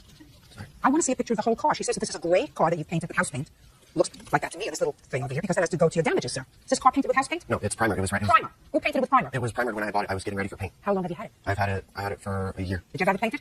I haven't had it yet. It's sitting in the shop right now. Why? Because I was rebuilding the car. All right, Ms. Cooper, I'll hear you. Okay. On the 20th of September, 2004, you backed into his car. Yes, I did. And right after that happened, I got all his friends. There was more than that many people. They surrounded me, and they were yelling at me and calling me all kinds of horrible names. And I told them, fine, I'll just pay you. I was on my way to work. So I left after that. I need to get out of there. There was a bunch of teenagers, and they were all partying. There's a lot of traffic in and out of the place all the time. And they all started harassing me, and the harassment never ended. Okay, so you backed into his car? Yeah. You didn't see it? I didn't see it. There was a car parked next to me. I was parked in my normal parking spot. I see where you say your car was parked. Okay. Now, what happened then, Mr. Finnegan? She didn't pay you for it, is that right? Yes. She had asked me to get her, bring her an estimate, and she would make payments for it. Fine. Did you bring her an estimate? Yes, I did. Was it a reasonable estimate? Yes. What was it for? It was $670.20. How much did you pay for the car? I paid $2,000 for the car. What year, make, and model car is it? It's a 1990 Honda Civic. Did you buy it in primer code? Yes, I did. And you paid $2,000 for it? That's correct. Somebody saw you coming. So you gave her this estimate. Go ahead. What happened? And I had waited. She had said she was waiting on a check, and I said okay. And I came back to her, and she had said I don't have the money. I just started a new job. And I had waited another week or so, and I came back and I followed up each week about the money, and every time it was a different story. Why don't you tell Officer Bird here what you did, sir? I had asked her about the money, and she said, well, I'm moving, and I don't have the money. And so, out of anger, I got mad, and I took a baseball bat to the back window. Of what? Of her vehicle. Of her car? That's correct. Who was in the car at the time? Her daughter was in the car. Her baby was in the car? And I did not know that at the time. No, I don't. Shh. Got it? Ooh. You got your anger out. And you were arrested. That's correct. And you pled guilty to vandalism. It was criminal mischief. And you were forced to pay restitution. That is correct. What do we think? Petrie Hawkinsburg. Evidently, Mr. Finnegan understands how to go to small claims court and file papers. Paper? He even knows how to oversee drawing diagrams. Oh, yeah. Mr. Finnegan, you think I'm sympathetic to you, sir? No, ma'am. You're right. That you're right about. And why do you think I'm not sympathetic to you, Mr. Finnegan? Because of what I did was not right. Correct. In any way, One thing was an accident, at least partially caused by your own negligence, for leaving your car running in a parking lot where there were children around. Child could have run into the car, driven, hurt themselves, hurt a lot of other people, because you couldn't take the time. You must have been off to a very, very important corporate meeting, so that you couldn't pull this car back into the parking space, turn off the ignition, and take the key when you went inside to get your wallet. So at least you were partially responsible for what happened to your own piece of junk. Yes, ma'am. And instead of acting like a grown-up and saying, well, she's not paying me, that's not the right thing to do. Maybe it'll cost me $50 to have my car fixed. Instead, you take a baseball bat to her car with her baby in the car sitting in the back seat and smash the window. Yes, ma'am. You think that a court is going to be sympathetic to you? No, ma'am. You're right. Your case is dismissed. That's fine. Time's up, Judy. Just step up. We have fight clubs, but teenagers beating each other up all over the place, bleeding all over the parking lot. And, we're teenagers. We have lots of friends, I know that there's drug activity going on around there. We meet up there, and then, we all leave together. He said, no, my daughter's in the car, Justin. Because my son come around with a baseball bat. 19-year-old customer service rep David Gonzalez is suing 27-year-old merchandising manager Keith Stoddard for vandalizing his car. He claims David sexually assaulted his friend, Amanda. Yes, case number 43 on the calendar, Matter of Gonzalez versus Stoddard. Parties have been sworn in, judge. You may be seated. Folks, have a seat. Mr. Gonzalez, it is your claim that Mr. Stoddard vandalized your car and threw a bottle at it, and you wanted to pay some $4,000 in damage. And I gather from reading all of these papers that there was an incident involving a girlfriend of yours. Is that right? Yes, ma'am. Okay, is this the girlfriend? Yes, ma'am. Right, so we're going to start with her. Step up, please. Tell me your name. Amanda. Amanda. All right. Amanda, you have a last name. Pam. On what night did you allegedly have trouble with Mr. Gonzalez and his friends? The night of the incident. Well, what date was that? I'm not sure. What date was that? August 26, 2004. All right, now I want you to tell me your version of what happened that night. I was outside talking to Sam over here, and I was going to go back into the apartment, and him and his friend stopped me, and they took me over to the... Okay, he and his friend. Did you know them before that evening? I had met them, yes. So you were acquaintances? Right. And you say he and his friend stopped you. How did they stop you? They took me by my arms. They grabbed me by my arms just like that. Yes. And they took me over by the pool area, and they were touching me and feeling me. Tell me what they said to you when they grabbed you by the arm. Tell me what... They had been drinking, so they were just slurring and just making rude comments to me, saying, you're going to come over here, and, we're going to do this and that. And I had hollered for Sam. And okay, so they pulled you over to the pool area? Yeah, we were walking over by there. Well, as you were walking over to the pool area, were you calling for help? Yes, I called for Sam. And as you were walking over to the pool area? Yes. Before anything happened to you, were you calling for anybody? No, because they just took me by my arms, and they were just walking me over there fast. Well, did you say I don't want to go with you? I don't understand that. I did. Amanda, Okay, let's get going. So they walked you over to the pool area. Go ahead. They had me picked up, and they were smacking my butt and just touching me, like I said. And you were calling for Sam? Yes. Go ahead. And they told me to shut up, and they called me a B word. Go ahead. And then that's when Obed came over. That's this person over here, yeah? Yes, and he came over, and he'd been drinking, and I said, Obed, do something. And he said, what? Like nothing was going on. Yeah? And then he left. And then I managed to get myself away from them, and I ran back over to Sam and told Sam about it. Hey, Sam. Sam, you have a last name? Dyer. What did Amanda tell you, Mr. Dyer, when she came over to you? I want you to think very carefully the exact words she used. She was crying, and at first I couldn't get her to tell me. It was hard to find out what was going on. She started to tell me that these men had tried to grab her, touch her, and she used the word rape. At the same time that she had told me that, I saw the two walk past me to the car, get in the car. And this gentleman was one of them? Yes. Okay, so they walked past you and they got into the car. And then I went to the car to ask them if they were leaving. And they said, yes, well, we'll be right back. We're going to the store.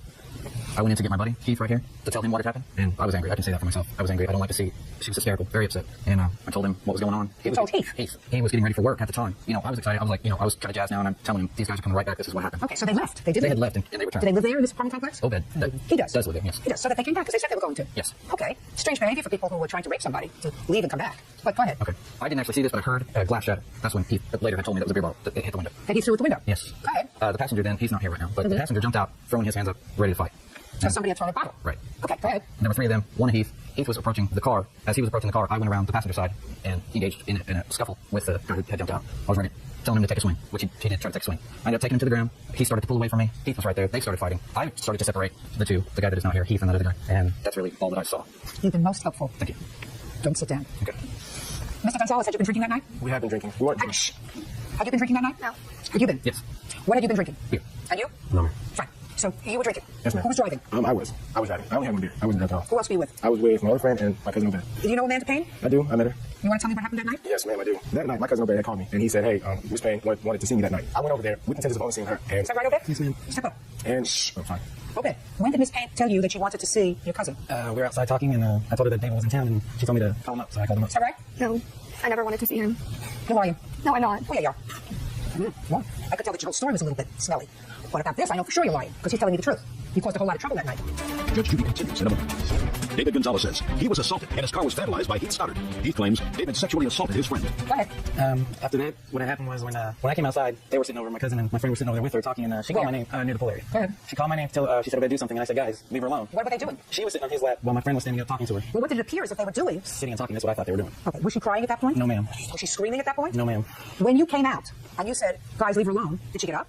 Yes, she did. She got up and so did they, and I took them to the store to put gas in her car. And then you came back? Yes, ma'am, because they dropped me off. They had to go back to where they live. Do you know Heath? Yes, ma'am, I do. He was right across the music from me. You think Heath knew that she had said, why don't you call David and have him come over? No, ma'am, because he came and asked me earlier on after the incident happened. He asked me some questions, and I told him, she told him that she had nobody, that she was just staying with him, just to live there. She didn't say that she was dating him. According to you, Amanda, this was a pretty terrible experience. Is that right? Yes. When did you contact the police, and can I see the police report?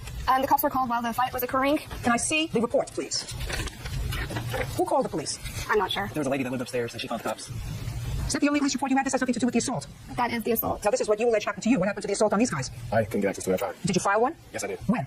On that night as well, August 26th. Now, what happened with these allegations, Miss Payne? And we went to court several times in Bethany, and at every hearing that we had, it got continued, and then finally they dismissed it and told me to go file in Oklahoma County because they didn't want to deal with it anymore. They thought it was a more serious matter. Were you ever arrested? No, ma'am, I was not. There was never an arrest with regard to your allegations of sex abuse, madam. I never went back and filed. Why? Because they had made a police report on Heath, and I didn't want them to go forward with pursuing Heath because I didn't think he was in the wrong. And I was when did they make the police report against Heath? The same night. First. No. You know that I don't believe you when you say that you didn't tell him to call David to come over? You might not believe me, but I didn't. Because you knew these two young men. There were other people around in the complex that night. If somebody grabbed you by the arm to walk you over to the pool area, all you had to do was scream and say, let go, help me, somebody help me, which you didn't do. Which you didn't do, because they would have heard you. There were two guys. There were two of them. They were not armed, madam. You knew who they were. All you had to do was scream, somebody help me. You didn't do that. I hold it for Sam. Proceed the damage to your car, please. You want to see the estimates as well? Yep. I'm going to get back to you in a second, Sam. Sometimes things are not as they appear. Now, you had options. Your option was, instead of going out there and starting trouble, you go into the house and you call 911 and you report an alleged attempted rape and you wait for the police, right? Could have done that. Is that the right thing to do? That is the right thing to do. Would you say that if I am correct, that Amanda over here asked Obed to call his cousin David, and she wouldn't want to say that now because things got out of hand that night, right? Right? Things got out of hand with you and with Heath that night, right? But if I am correct, that she wanted David to come over just to talk, you would have been wrong to get involved with this, to confront and assault him, right? If the passenger in the car? If she hadn't. I'm saying to you, if I am correct. If you are correct, I see what you're saying, yes. How old are you? 30. I'm older. What kind of work do you do? At the time, I was a detention officer for juvenile detention center. And now? Now I manage group homes for people with developmental disabilities. Well, my job for the last 30 years or so has been to figure out who was telling the truth and who's telling the lie. That's my job. Right. So I have more experience than you do. So you have to rely on me when I say to you, she asked Obed to call his cousin. Now, if you knew that then, would you have confronted the passenger in the car? Not in that case. Right. Okay. Boy, if I were one of two guys that attempted to rape somebody, I wouldn't go put gas in my car and come back to the same place. That just doesn't sound right. Once I got in my car, I would leave and not come back. So, boy, hope this blows over. Wouldn't you? And they thought nothing was going to happen. Maybe they thought nothing was going to happen because nothing happened. That's a possibility, isn't it? That is a possibility. I know that Heath would like to believe everything that she says. It's not true. And what you two gentlemen should have done was to pick up the phone and call the police so that in the event that something did happen to this young lady, the police would have dealt with it. They weren't going anywhere. They had just come back. What kind of car do you have, sir? 1995 Mazda 626. The estimate that you have probably is worth more than the car is worth. There's a lot of damage to the car. Judgment for the plaintiff in the amount of $2,500. That's all. We were about to leave home and the cops come over and they were like, oh, yeah, by the way, here's his papers, something bad. I was like, what? She just speculated and made her own ruling. You know, she didn't even ask me what happened, you know, my side or anything. Basically, she ran the game on everybody. They're lying. They wanted the money, and that's what they did. And now the next case. All parties in the matter of Ramos versus Kearney. Step forward, please. 19-year-old salesperson Aubrey Ramos is suing her ex-boyfriend, 25-year-old tow truck driver Tim Kearney, for a loan to pay a marijuana fine and for a cell phone. Miss Ramos, the defendant is your former boyfriend. You claim he owes you for some tickets that you paid off for him and a cell phone. Yes. And he says that he paid you for the loan for the tickets, and he doesn't owe you anything for the cell phone. Loans. Let me hear.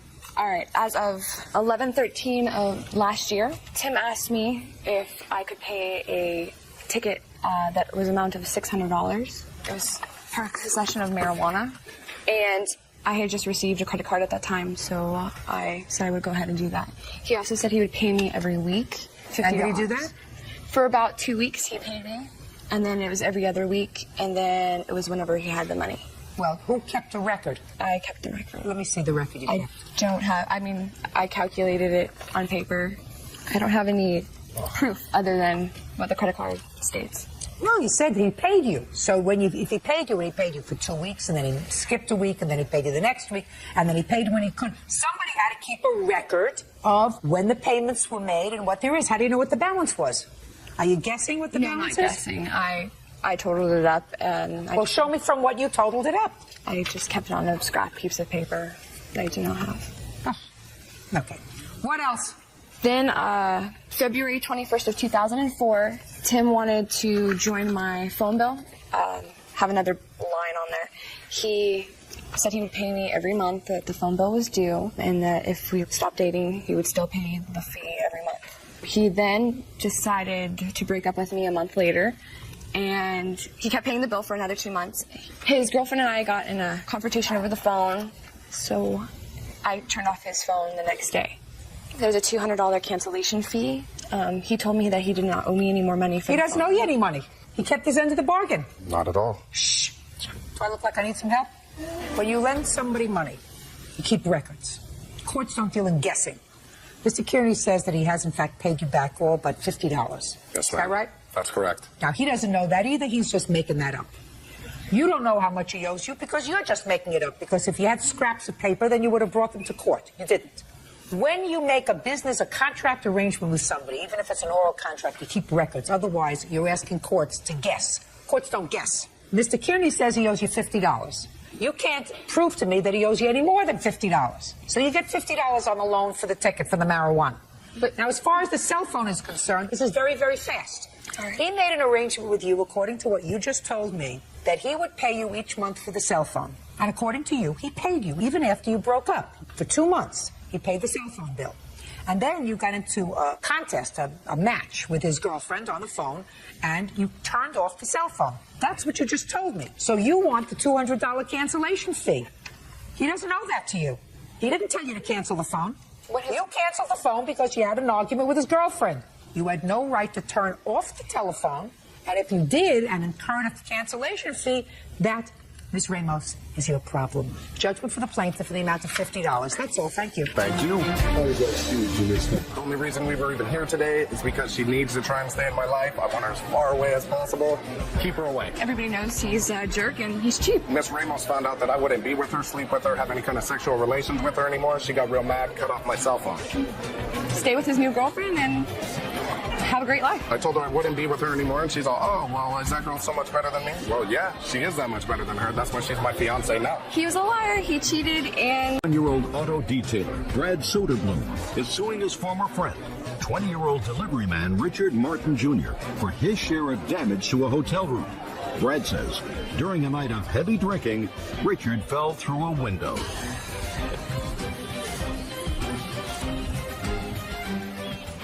Yeah, this is case number 493 on the calendar in the matter of Soderblom versus Martin. Parties have been sworn in, Judge. You may be seated. Oh, goodness gracious me. All right, which one of you goofballs rented this hotel room to have a party? Yeah, this is my witness here, Your Honor. This goofball right over there. Raise your hand, goofball. Good, perfect. And so you went into an unsuspecting hotel with a bunch of barely out of their teens goofballs, and they proceeded to wreck the place, right? Yes. And now you come to court and you say, oh, no, you go figure it out. So I guess I have to do it because it's my job. But it's irritating. Do you understand how irritating that? Why are you smiling? I don't know. Well, don't. It's irritating. Okay. Where do you live? St. Louis. On what date did you rent this hotel room? The night of December 23rd. Why? We were bored and we wanted to have something to do, I guess. We were going to play poker. And how many people did you invite to the hotel room? There's probably between 10 and 15 people there. And what was the name of this hotel? The Days Inn.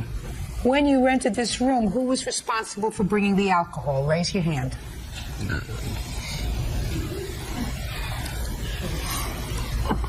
You had to watch that in slow motion. It was really quite interesting. And what kind of alcohol did you bring? Just Bud Light. How much? I had about a 12-pack or more. 12-pack or more. Did they make a 16-pack? Yeah, it's probably a 16-pack. They make a 16-pack? No, I just called it that. I had about 12 plus 4 more.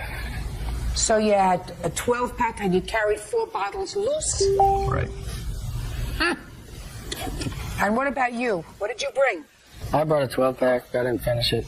Just for you? Yeah.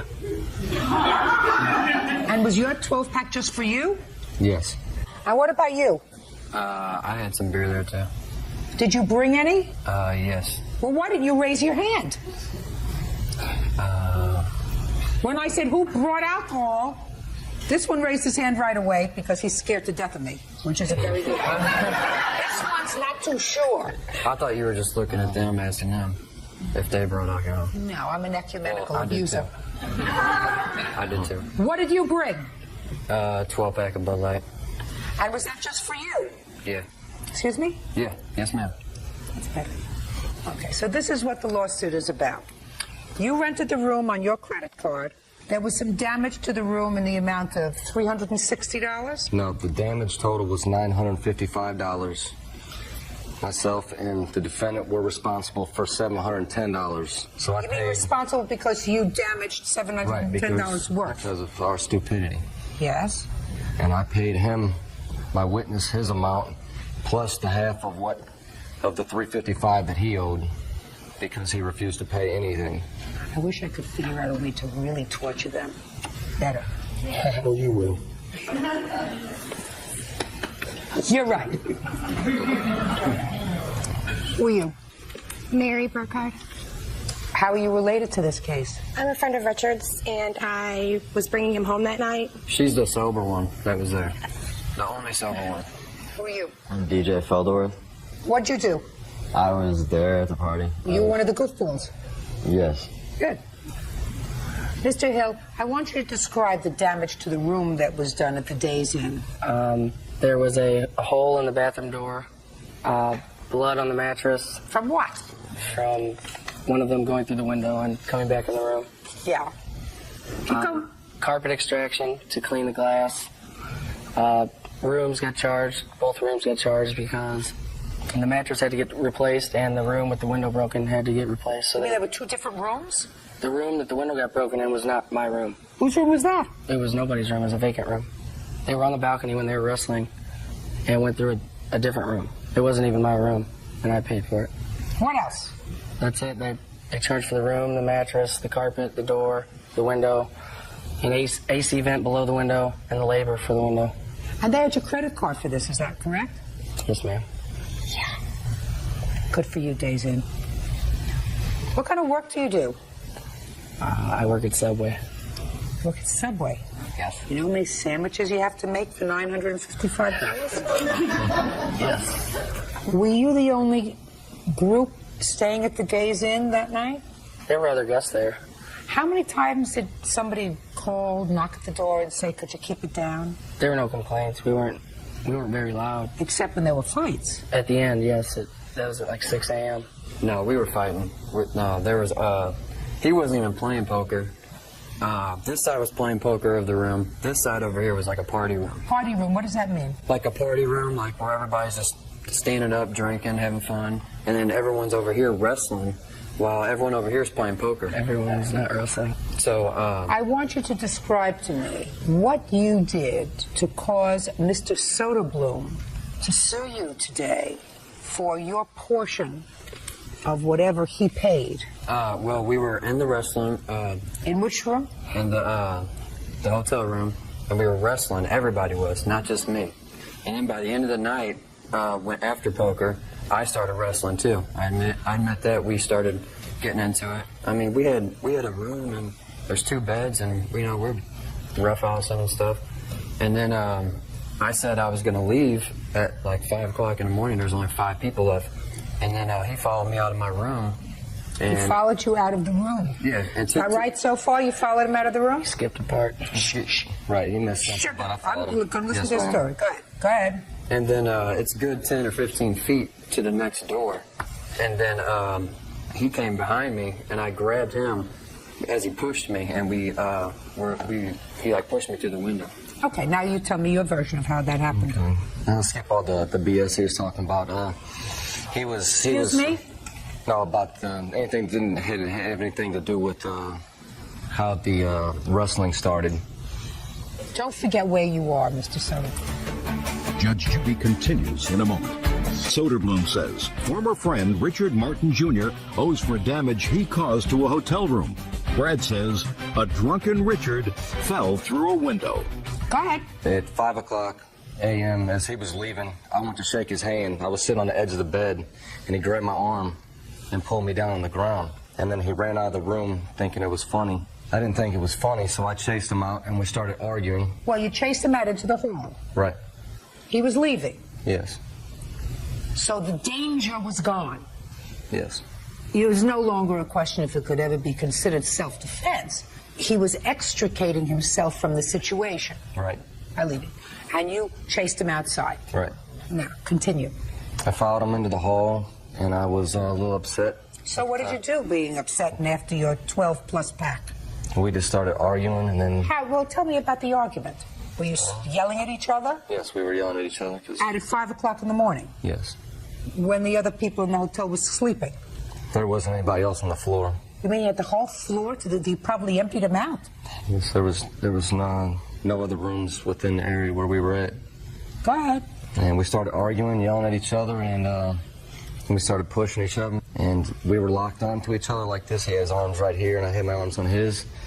And we were wrestling, and he caught the back end of the window, and he went back into it like that, and then I went forward, and I got a cut on my finger as well. Because if I pushed him through the window, then I wouldn't have any scars or marks on me. You want to tell me your version of were you sober? Did you see this? Did you see this part of what happened? Yes. Okay, step up. Tell me your name. Mary Burkhardt. All right, Mary, tell me what you saw. We left the hotel room. From what I remember, Brad was already on the floor. And we said goodbye to everybody. We were walking out down the stairs. Who were you walking with? Richard. So the two of you were walking together. Mm-hmm. You left that out. Is that true? I don't remember her being there, right there. She was by the door. So she was outside? Afterwards, yes. Go ahead. As we were walking out, we heard someone rushing up on Richard. Brad started wrestling with him, and when he grabbed him out of natural reaction, Richard grabbed him back, and they fell into the window. Okay, good. Sit down. Mr. Soderblom, there are certain generally accepted principles of law, and one of them is that if you can say in a civil action, in a civil case, and this is a civil case, but for your actions, this incident would not have occurred. I'm comfortable in finding that he's not responsible, just you. He was leaving the room. All you had to do was, and you weren't hurt, you weren't in danger, you may have felt marginally disrespected by him. However, probably you wouldn't have felt that way if you didn't have too much to drink. Everybody was roughhousing that day. He didn't intend to hurt you. And you were not at risk in any way when you went outside and confronted him. So you caused the damage. Pay for it. That's all. Thank you. Parties are excused. You may step out. I gave the police his information, and he was contacted that morning. The next morning, I got a DWI. They just told us that if we didn't pay for the damages, then we would be going to jail. I think that if they didn't. And now the next case. All parties in the matter of Young versus Elahi. Step forward, please. 19-year-old bank teller Chris Young is suing limo company owner Mike Elahi for ruining his prom. Chris says the limo was too small and over an hour late. Mr. Elahi, you own a limousine company? Yes, ma'am. How many cars do you have? 4. How long have you had the company? This company is about 2 years. What kind of cars do you have? I have a sedan, SUV, and Excursion and Hummer. Mr. Young, Yes. you, according to your complaint, hired the defendant for a prom. Correct.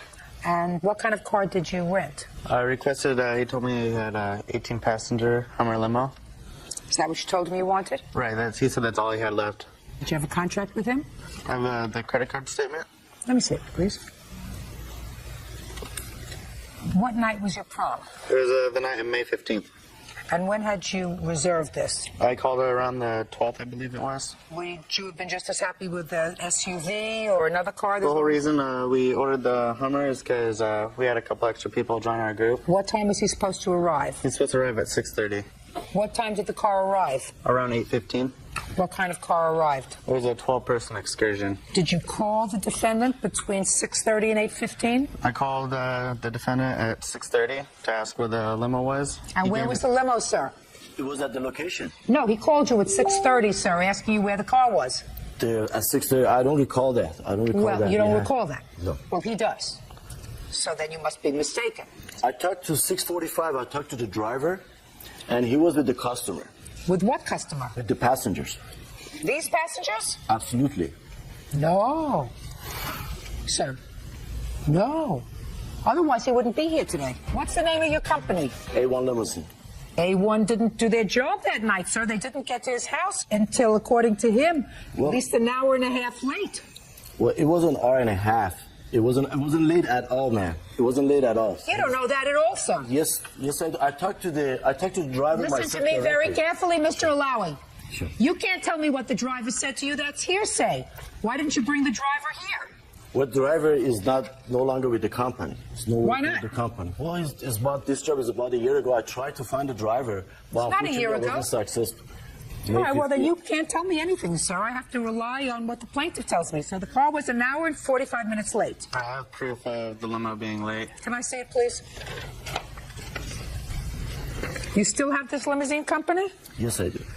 I would have suggested, Mr. Alawi, that what you do is to credit Mr. Young for that evening, or at least for a substantial part of it, because your company's not going to come out looking really good tonight. Well, according to my note, I checked with Here's the a letter driver from at- the Agora High School, from the principal, indicating that they received a distress telephone call from the parents of Chris Young, indicating that the limo, which had been ordered, had not arrived, and the students would miss the 9 o'clock deadline for admission. After conferring with me, the students were granted a half-hour extension of the deadline until 9:30. Well, ma'am, they used the service. And they were in the car before 7 o'clock. There was no way they were... They were not!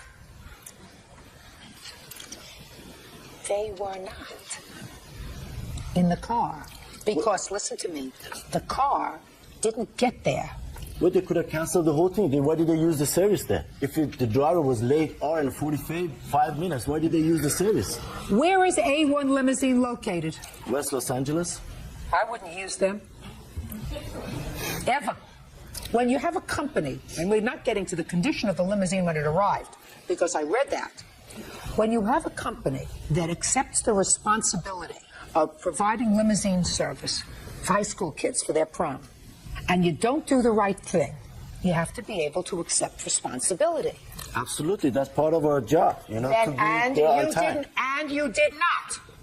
And if you did not, you're supposed to be able to say, we did not, and it's the cost of doing business, I'm going to refund your money. Well, that's not true, ma'am.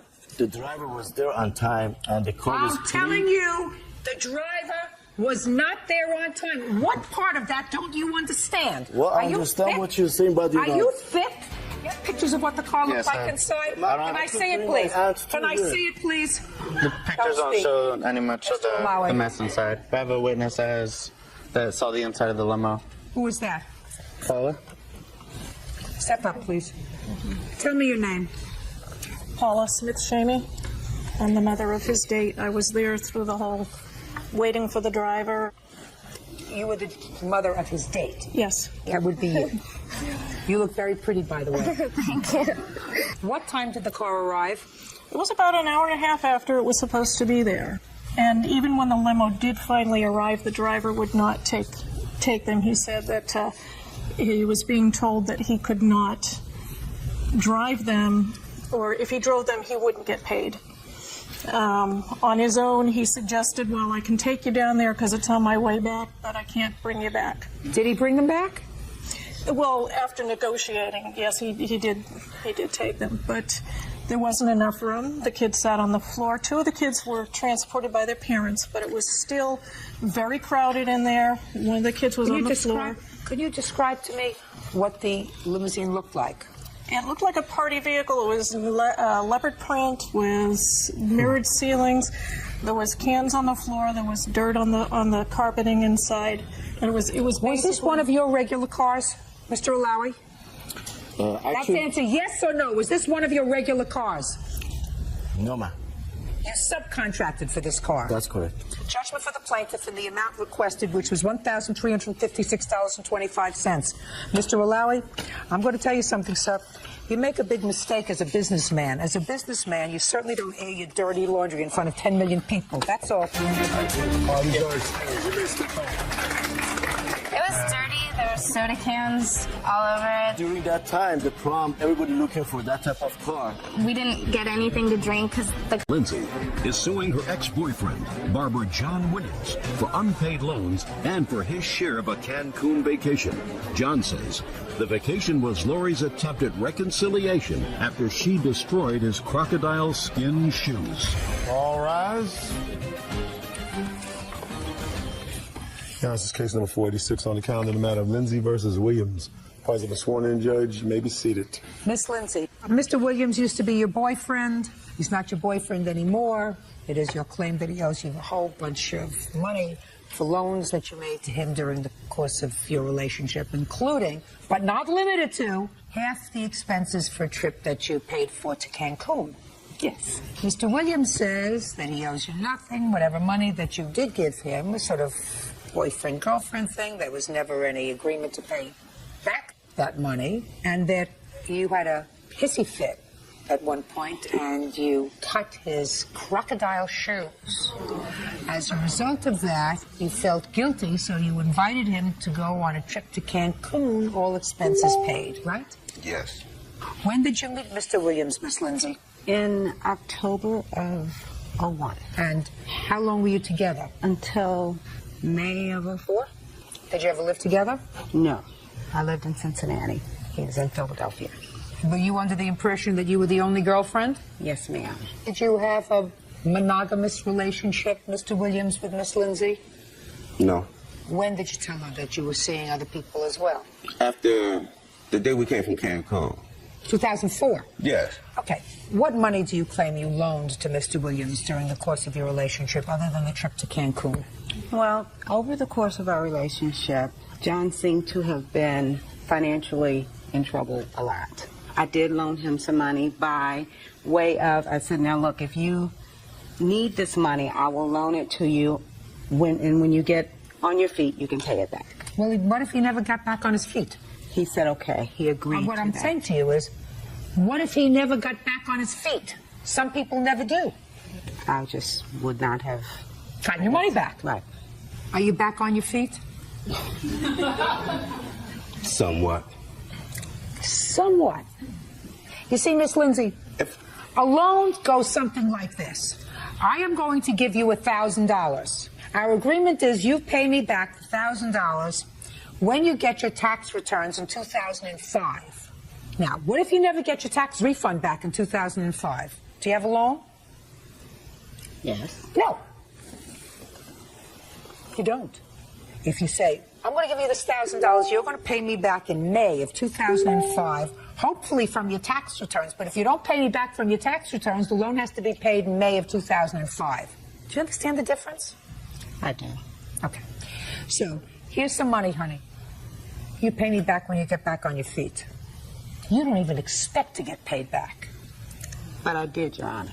He started to pay. Well, you started giving him money right away, according to you, and you started going out with him in 2001. So let's say you made the first advance in 2002? The 7th month of 2002.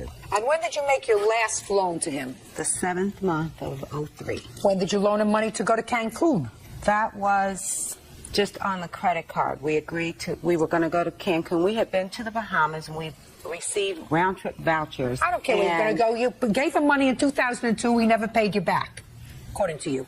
He owed you money from 2003 that he hadn't paid back fully, because you allege that is money that he owes you, right?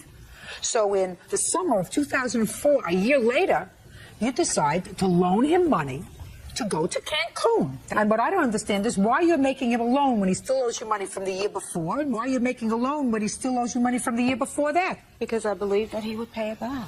Well, I don't know what gave you that impression. Because he was paying some money. How much did he pay you back?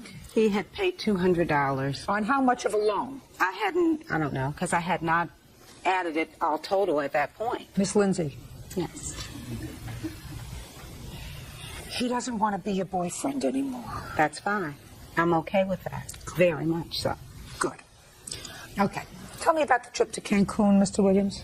How that came about, Your Honor, was he had gotten 2 round-trip vouchers from Bermuda when we went to a trip. All right, Bahamas, Bermuda, South the same thing. All right, she called me up, Your Honor, and she said, well, that look. means the same thing in Yiddish. So it means the same thing. Yeah, go ahead. She called me up, John, look here, let's go to Cancun. We got these vouchers, and I'll take you there. You got the plane ticket to get there. I'll take care of that. I'm saying, cool, all right. You know, I felt that I was owed that anyway. Why? You know, we were in a relationship. It was starting to get more serious than I wanted it to be. Miss Lindsay, she really didn't want to hear that. All right, and she kept pursuing the relationship. Now, it came a point when I told her, I said, look, you know, I wanted to end the relationship, and she surprised me one day. She flew to South Philly, came by my barbershop unexpected, and she said she wanted to talk, go out to dinner, and, you know, maybe try to, like, get some clarity on where I was coming from. I said, okay, cool. We went to dinner, we talked. You know, just a second. Are you trying to get some clarification as to what his intentions were when you came to Philadelphia? Because at that point, Your Honor, they were not clear. They should have been clear as a bell. Okay. You met him in 2001. If he wasn't down on one knee between 2001 and 2004 with a small box in his hand, you should have known what his intentions were. Right? All right. So she came to the barbershop in Philly, and we went out to dinner, we talked. I thought she had got an understanding on just how I felt. I mean, that's the understanding I got. Okay. I asked, I said, Ms. Lindsay, you know, like, when you going back home? She said, I'm going back tomorrow. My plane leave tomorrow. I said, where you going to stay? Did you make any arrangements? Because, you know, see her to her hotel. She said, no, I didn't. You know, against my better judgment, I said, look, all right, you can stay over my spot tonight. You know, I'm going to go to the airport in the morning.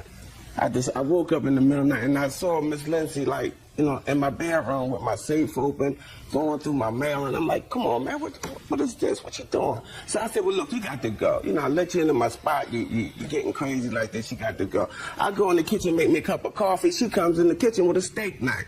I'm like, oh, really? I said, what was you going to cut me while I was asleep? Oh, no, John, I wouldn't do that to you. I wouldn't do that to you.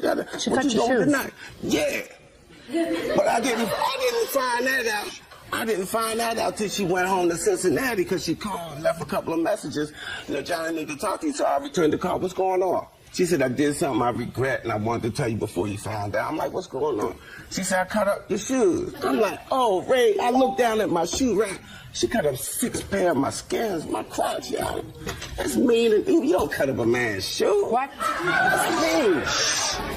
Judge Judy continues in a moment. Lori Lindsay says ex-boyfriend John Williams owes for loans on a Cancun vacation. John says Lori is a woman scorned. I did cut up his shoes. I knew you did. I did. I knew you did. I did. I cut up his shoes and I cut up a couple pairs of pants. But, Your Honor, I did take care of those things. Miss Lindsay. Yes. All I'm interested in is the trip to Cancun. Now, you went on the trip with her, Mr. Williams, is that right? When did you return from Cancun? I believe it was in June. It was in May, Your Honor. After you came back from Cancun, sir, and went to Philadelphia, when did you call Miss Lindsay and tell her that you had a girlfriend? The next day. That night, Your Honor. Would you tell me why, Mr. Williams? My girlfriend grilled me. She was like on me because I lied to her and told her I was going to my sister in North Carolina. I don't know how she put it together, but, you know, she was at me, and just busted me. So I had Was to come it so clean. important, Mr. Williams, that you go to Cancun so that you had to lie to your girlfriend, lie to Miss Lindsay, who you know had reasonable intentions? You went with her to Cancun. I assume you shared a hotel together? Yes. Why would you do such a thing? Because I felt like I wasn't compensated enough for my loss. You mean for your shoes? Yes. Oh. I'm only being honest. I'm glad that you're being honest. Amoral, you are. Honest also. I mean, you're at least being honest with me. You certainly aren't honest with the women in your life, Mr. Williams. Have you ever been married? No. You have children? Yes. 2 girls, 1 boy. How old are your girls, Mr. Williams? No, this is 32. She married? My son is. Pardon me? Is she married? Yes, she is. Have children? Yes. What would you think about her husband if he told her he was going to see his aged aunt in North Carolina and went with a woman to Cancun on a lark for 4 days? How would you feel about him? That wouldn't be cool. No, how would you feel about him? Would you feel hateful if he hurt your daughter? Yeah. Would you feel as if he deserved whatever happened to him? Because Yes. he was an amoral person? Yes. Do you consider yourself an amoral person? I try. You try to be amoral, you're succeeding. You get my drift, sir? I'm trying to teach you about the word empathy. Empathy is a thing that one human being feels for another, so that you don't say, my needs, my desires are more, even if they're wrong, are more important than another person's feelings that are legitimate. You know, her feelings are legitimate. She may have been overly involved in you, but you are certainly doing little things to, in your own way, encourage that. I don't think so, yeah. Yeah, sure you are. So, you see, when a man says to a woman, sure, I'd love to go to Cancun. Let's go. We'll go. We'll have a great time. You spend 4 days. You share the same room. You were intimate with each other. You had dinner together. You laughed with each other. And then when you come home and your girlfriend grills you, you call her that night. And you say, by the way, I have a girlfriend. And this was all a joke that I played on you. A dishonest, cruel, but that's what it was. It was a dishonest, cruel joke to 2 women, her and your girlfriend. Yeah, And your girlfriend. Well, that, sir, is amoral. And you can take your shoes, and if I were at a different venue, I would tell you what you could do with them. He said, you called and said, I want to go to Cancun, and he says you cut up all of his skin shoes, and he thought that was a good payment for it. Well, that's a little amoral, but it's also not the right thing to cut up I and have destroy his proof clothes. that I paid for the things that I cut up. I have proof here, ma'am. Show me. There's for damages and repairs. Ask him about, he bought a fur coat. in No. Cincinnati. All I want to know is, show me that you paid him the money for the clothes that you cut up. There. Highlight it in different October areas. 15th, shoes, $180. Did she buy you shoes, sir? 3 pair. Oh, she did buy you 3 pair. I never said that she didn't. Well, no, but listen to me, sir. What you said was, in your answer, I said when it came to... after that incident involving the shoes, Lori did everything she could to try to make it up to me. She bought me a pair of shoes to replace a few things she cut up, but it didn't come close to the amount she had ruined. So when Lori contacted me and wanted to take me on a trip to Cancun, I accepted, no strings attached. Yeah. Oh, Your Honor. Who was supposed to pay for the hotel, Mr. Williams? Lord. It was agreed upon. I didn't call him asking him to go to Cancun. When we got the tickets in Bermuda, almost a year before, we agreed that we were going to go. Okay. So we were in a relationship. Okay. Mr. Williams, not only did you go to Cancun and you hurt two ladies by going to Cancun for no reason, you got to pay for at least half your way. So I'm going to give Miss Lindsay a judgment to the amount of $750. Write him off. He's bad news. He's somebody else's problem now. Exactly. Very good. Thank you. Parties are excused. You may step out. I was going through some things and I found out some things that I didn't particularly care for. When she handed me the steak knife, I was like, I thought she was going to cut me. Somehow they ended up sliced. I mean, that's mean. That's just mean and evil. Cut up a man's pants. Come on, that ain't right. I didn't get all of it, but that's the price I paid. And now the next case. All parties in the matter of Karras versus Tierlink. Step forward. Retail manager Karen Karras is suing her ex-boyfriend, construction salesman Steve Tierlink, for unpaid rent and for money she loaned him to feed his children. Steve says Karen is crazy. Ms. Karras, you briefly had a relationship, according to what I read, with Mr. Tierlink. And you claim that he stayed in your house for 2 weeks, for which he owes you expenses. Yes, Your Honor. And in addition, you say he owes you some money for a small loan that you gave him. Yes. Mr. Tierlink says, I'm paraphrasing, you're a nut. You hit it. You may be right. Why did he move into your house? He was evicted from his apartment. You invited him to come? He called me and told me that he was in a lot of trouble and pretty much showed up at my house in tears with his 2 little children. So you said, come on in. What else could I do? Good. Did they have a spare room for them? No. Where did he sleep? On the floor. Where did his children sleep? On the floor. And after 2 weeks, he left? Yes. Now, how much did he say he would pay you for the 2 weeks that he stayed in your house? He just offered to give me some money. He said that I can pay you some money, and it wasn't some specific. So it wasn't a firm contract? Exactly. Perfect. Then you get no money. Now let's move on to what this loan was. You want to tell me about it? He said that he needed some money. He said that he didn't have any food for his children, and so I gave him some money because I was afraid that he wasn't going to be able to feed his children. Good. How much did you give him? $50. That was nice of you. It was a loan. Well, you said it was a loan. That's not what you just told me. You said you were afraid he wouldn't have money to take care of his children. He asked me to borrow the money, and I agreed that I would lend him the money, and he agreed that he would pay me back. Tell me about the conversation. Well, he said that, he needed some money, and I said that I would agree to lend him the money, and when I agreed to lend someone the money, then I expect them to pay me back, and he did agree to pay me back. So did she give you $50, sir? Yes, she did, Your Honor. Okay. Did you give it back to her? Not in that way. What did you do? I took her out for dinner, drinks, lunch. Yes. When? Shortly after I stayed at her location, which wasn't 2 weeks. I was only there for 3 or 4 days. I dismissed that part of this lawsuit. Okay. I was interested, Mr. Tierlink, because you indicated in your answer that the plaintiff has tried to sue you before for something. Yes, she has, Your Honor, and I have paperwork here. Can I see the paperwork for the prior lawsuit? It was a loan for a futon, which was, the case was dismissed. I paid her back. That has the receipts and everything right there. You sued him for this $50 already. But when he paid me exactly for the futon, he did not pay for any of the other things. That doesn't make any difference, madam. Your lawsuit that was dismissed sought as a claim a $50 personal loan, as well as the balance on a futon. And there was also a $200 loan as well that's not even indicated there. Let me explain something to you. You have a responsibility, unless you want to abuse the legal system, to include everything in a lawsuit. You can't sue him for $50 on Monday, futon on Tuesday, $250 on Wednesday, because that suggests to me that he's right when he says that you're a nut. So I think that you have to put a period. He's not interested.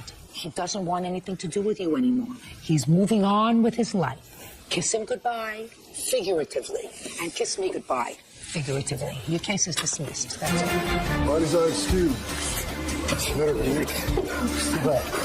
Well, I didn't get to explain my Halloween lights here. My main purpose here today was to make sure that he showed some appreciation. They were actually cut off of my home. Completely untrue. Is this another one of his blatant lies? She wants to still keep seeing me. I think it was all frivolous, little lies, emails. My emails and voicemails and notes said, I never want to see you again. The last thing was personal trainer, Raymond DiNardo, for misrepresenting the sale of an Incredible Hulk comic book on eBay.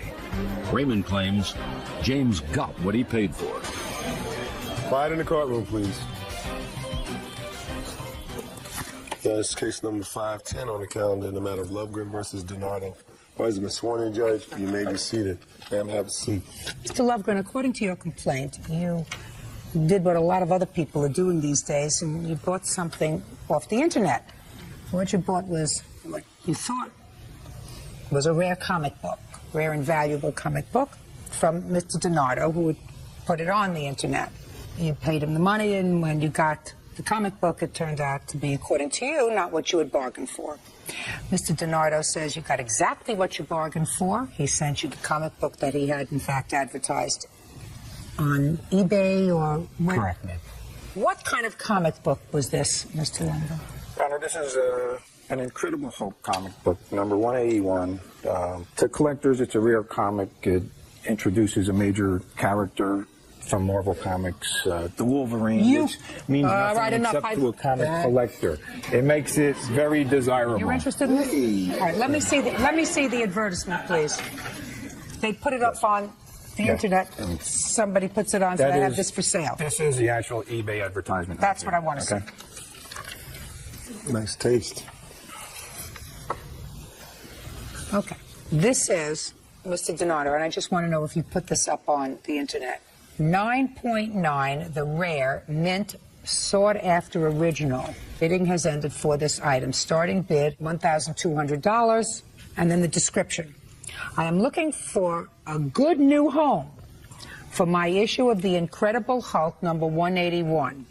This book has given me years of enjoyment. I can only hope the new owner gives this treasure the respect and caring it deserves. Oh, yeah. Obviously, I'm a novice. I'm not a professional. Okay, no. Listen to me. Okay. All I want to know, sir, is this what you put on the machine? On the computer? That is one of the items I put on the machine. Okay. Not the one that we consummated for price on. Well, just a second. We're not there yet, sir. Okay, I'm just clarifying. No, you're not clarifying at all. You're going to listen to me. You're going to answer my questions, because in the unlikely event that you think that because I don't know a computer from a hole in the wall, never said that, you're going to be able to fool. And I don't know a computer from a hole in the wall, but I do know legitimate versus scam. That's what I do know. There was no scam. Listen to me, sir. He sent you $1,200.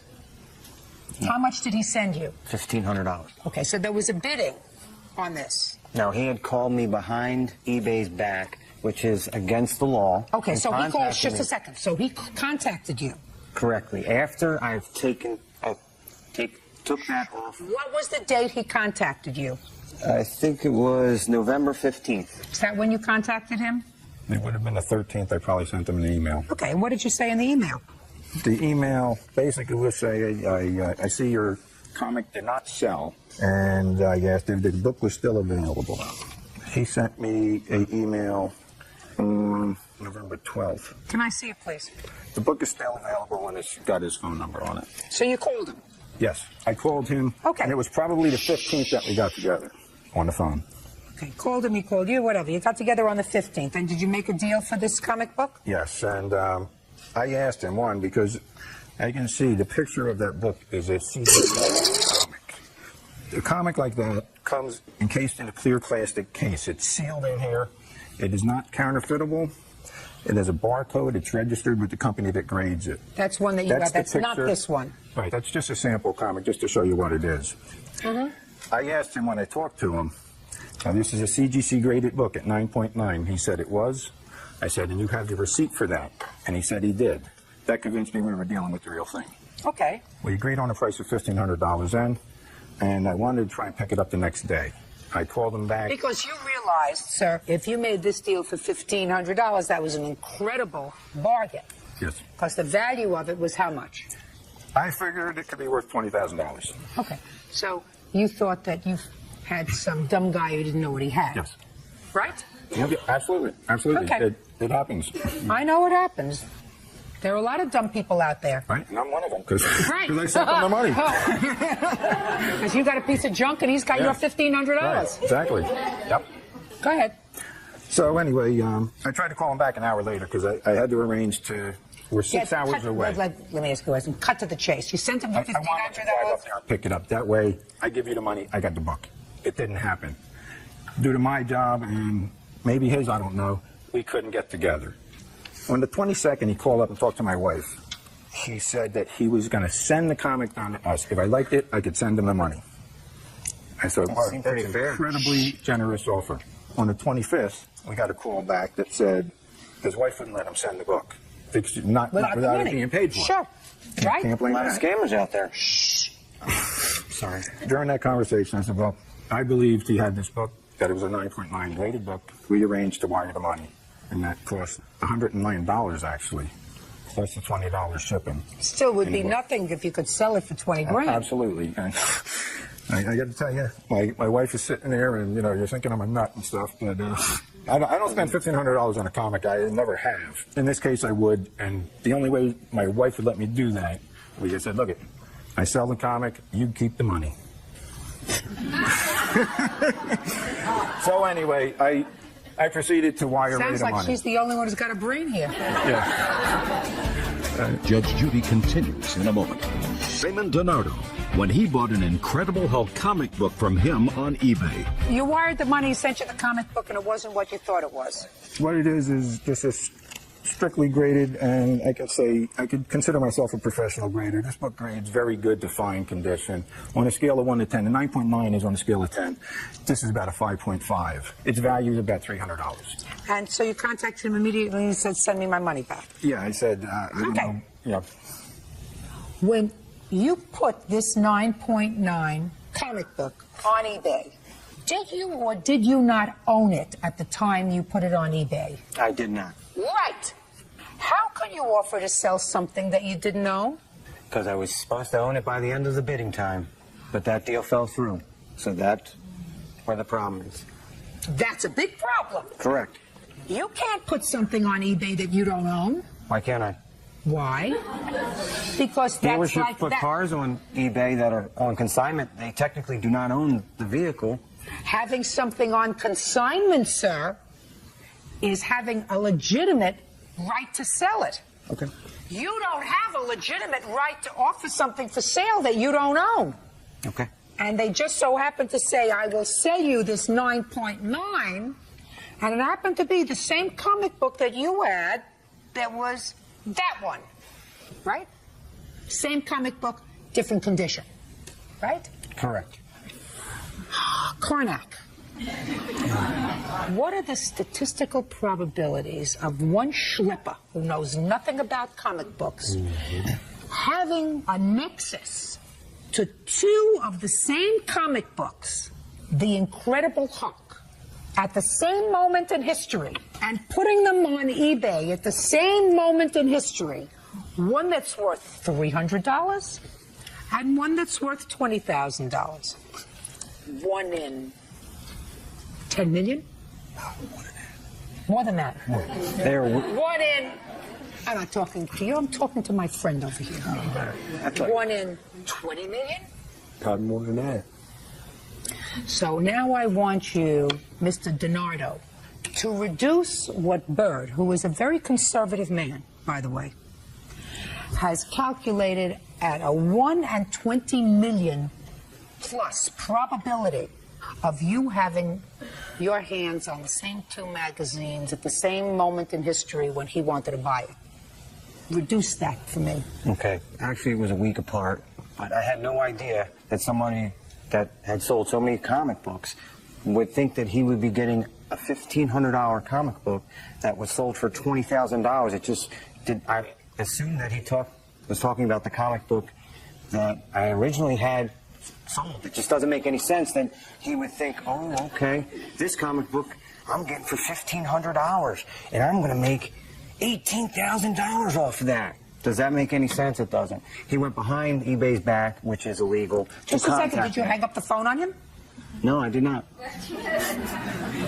But he's already admitted Listen to me. malice. Listen to me. No, he just thought you were a schlemiel. Oh. He just thought you were a schlemiel. He didn't realize that you were a scam artist. There's a difference between being a schlemiel and a scam artist. let's say you go into somebody's house that's having a tag sale and you see this comic book in a big old bin of junk that they say, listen, you can buy the whole barrel of stuff for $10. She says, I'm spending $10. This is worth $20,000. That's how a lot of people get paintings and wonderful pieces of antique stuff, because one man's treasure is another man's junk. You see, me, I wouldn't pay a quarter for this because it just doesn't appeal to me. Right? Your wife wouldn't pay a quarter for this unless you told her you'd give her the profit. Because she's just not interested. But what you did, sir, you see the statistical probabilities of you auctioning off around the same time two of the exact same magazines and one of the ads, putting down here. You have the other ad, by the way? No, I don't. No, you don't. You don't? Why wouldn't you have the other ad? Because I moved and the Because computer. you moved. Where? It's on eBay. Listen to me, sir. Move on this. Okay. Judgment for the plaintiff for the amount of $1,500. Excuse me, can I have That's a all. Have a comic book back? Oh, these are excused. You missed up. Can I have a comic book back? You may not. Okay, thank you. Well, I had a client at work. And now the next case. All parties in the matter of Popejoy Swihart versus Ward. Step forward, please. Rachel Popejoy and her father, Dwayne Swihart, are suing their former friend, systems analyst Margaret Ward, for misappropriating bail money meant for Rachel. Margaret says she used the money to buy food for Rachel's kids. Miss Popejoy, you were arrested. Yes, Your Honor. When? On November the 12th. What were you arrested for? I was arrested for willful reckless driving, driving on suspension, and no proof of insurance. And this was the first time you were arrested for something like that because they fixed very high bail. Right. And this is your complaint. You contacted your father. Correct. Told him you were in jail and could he please wire how much money? $1,500. For your bail. Yes, ma'am. And he said probably reluctantly, okay. And he wired the money because you were living where, sir? In Michigan. And where were you living? Omaha, Nebraska. You wired the money to Miss Ward, who was a friend of your daughter's. Correct. With the instruction to go to court and bail her out. Correct. And when you went to court, they said you had been such a bad girl previously that the bail wasn't $1,500, but a lot more. How much? $5,000 at that point.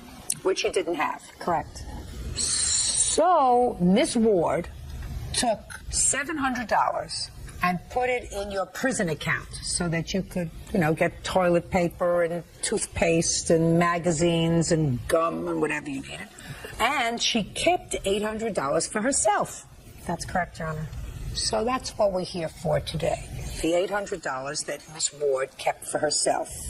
So Miss Ward, the ball is now in your court and you're going to explain to me why you did not return the entire $1,500 to Mr. Swihart. I first became involved with Rachel in June, and her children were coming to my house because they were starving, and I'm not using the term lightly. They were really hungry. Were you neighbors? Yeah, they live about 2 blocks from me. So you started to give them food? Mm-hmm. And so I did. I started feeding her children all summer. They came to me, and Shelby about moved in with me, and there were times when she and her boyfriend Jason would leave and they'd lock up the trailer. They wouldn't come back for 2 days. It's 90 degrees outside. They had no water and they had no access to a toilet or anything.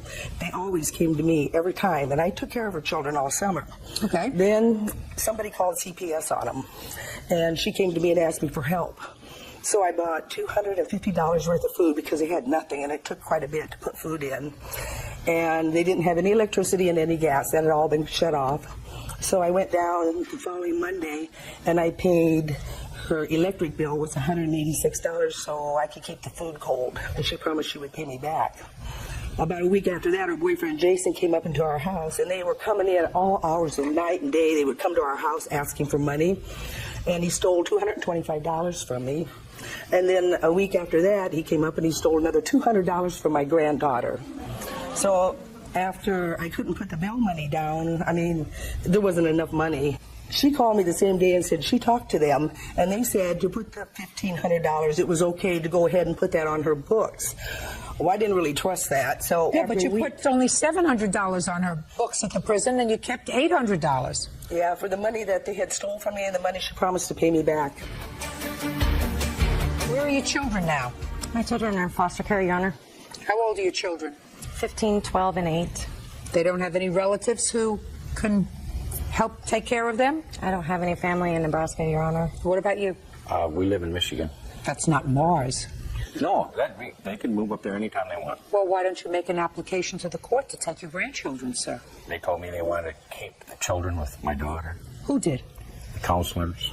Well, are you still with this boyfriend? Yes, I am. And that we're both clean and sober, have been. We go to meetings every single night. For how long have you been clean and sober? For almost 90 days, Your Honor. I've completed a parenting class. I've completed a reactive behavior. I've taken several classes. Listen to me, my darling. How long have you and Jason been involved with drugs? For probably 6 months. And what about Jason? How long have you been with Jason? For about 8 months. I've known him for a couple of years. Listen to me very carefully. You're not supposed to be a selfish person. You're right. Do you think your children would be happy with their grandparents or in strange foster care? With their grandparents. Then you tell the social worker that you would love to be reunited with your children at the appropriate time. Now's not it. Probably until Jason has been clean and sober for 3-4 years. Until that time, the children would prefer to be with their grandparents. Okay, Your Honor. Okay, I know you say okay. You're not supposed to be selfish. Miss Ward, bottom line, my dear, you cannot resort to self-help. If you want to sue her for the money that she owes you. And if you want to sue Jason, sue him for the money you say he stole. But you can't take Mr. Swihart's money. Be ridiculous. Judgment for the plaintiff in the amount of $800. That's it. Parties are excused. You may step out. Even though her and Jason spent the money together, she had Jason steal everything. I never said anybody to steal anything from her. I certainly wasn't raised that way. Once the children were taken away, then she just came after me to see if she could get more money for drugs. She has helped us out in the past, but she went to extreme with her lies, and all I can say is I'll pray for her. Executive assistant Janelle Avila is suing her ex-boyfriend, salesperson Jacob Johnston, for a loan to help with his divorce. Jacob says Janelle gave him the money as thanks for his support. All rise.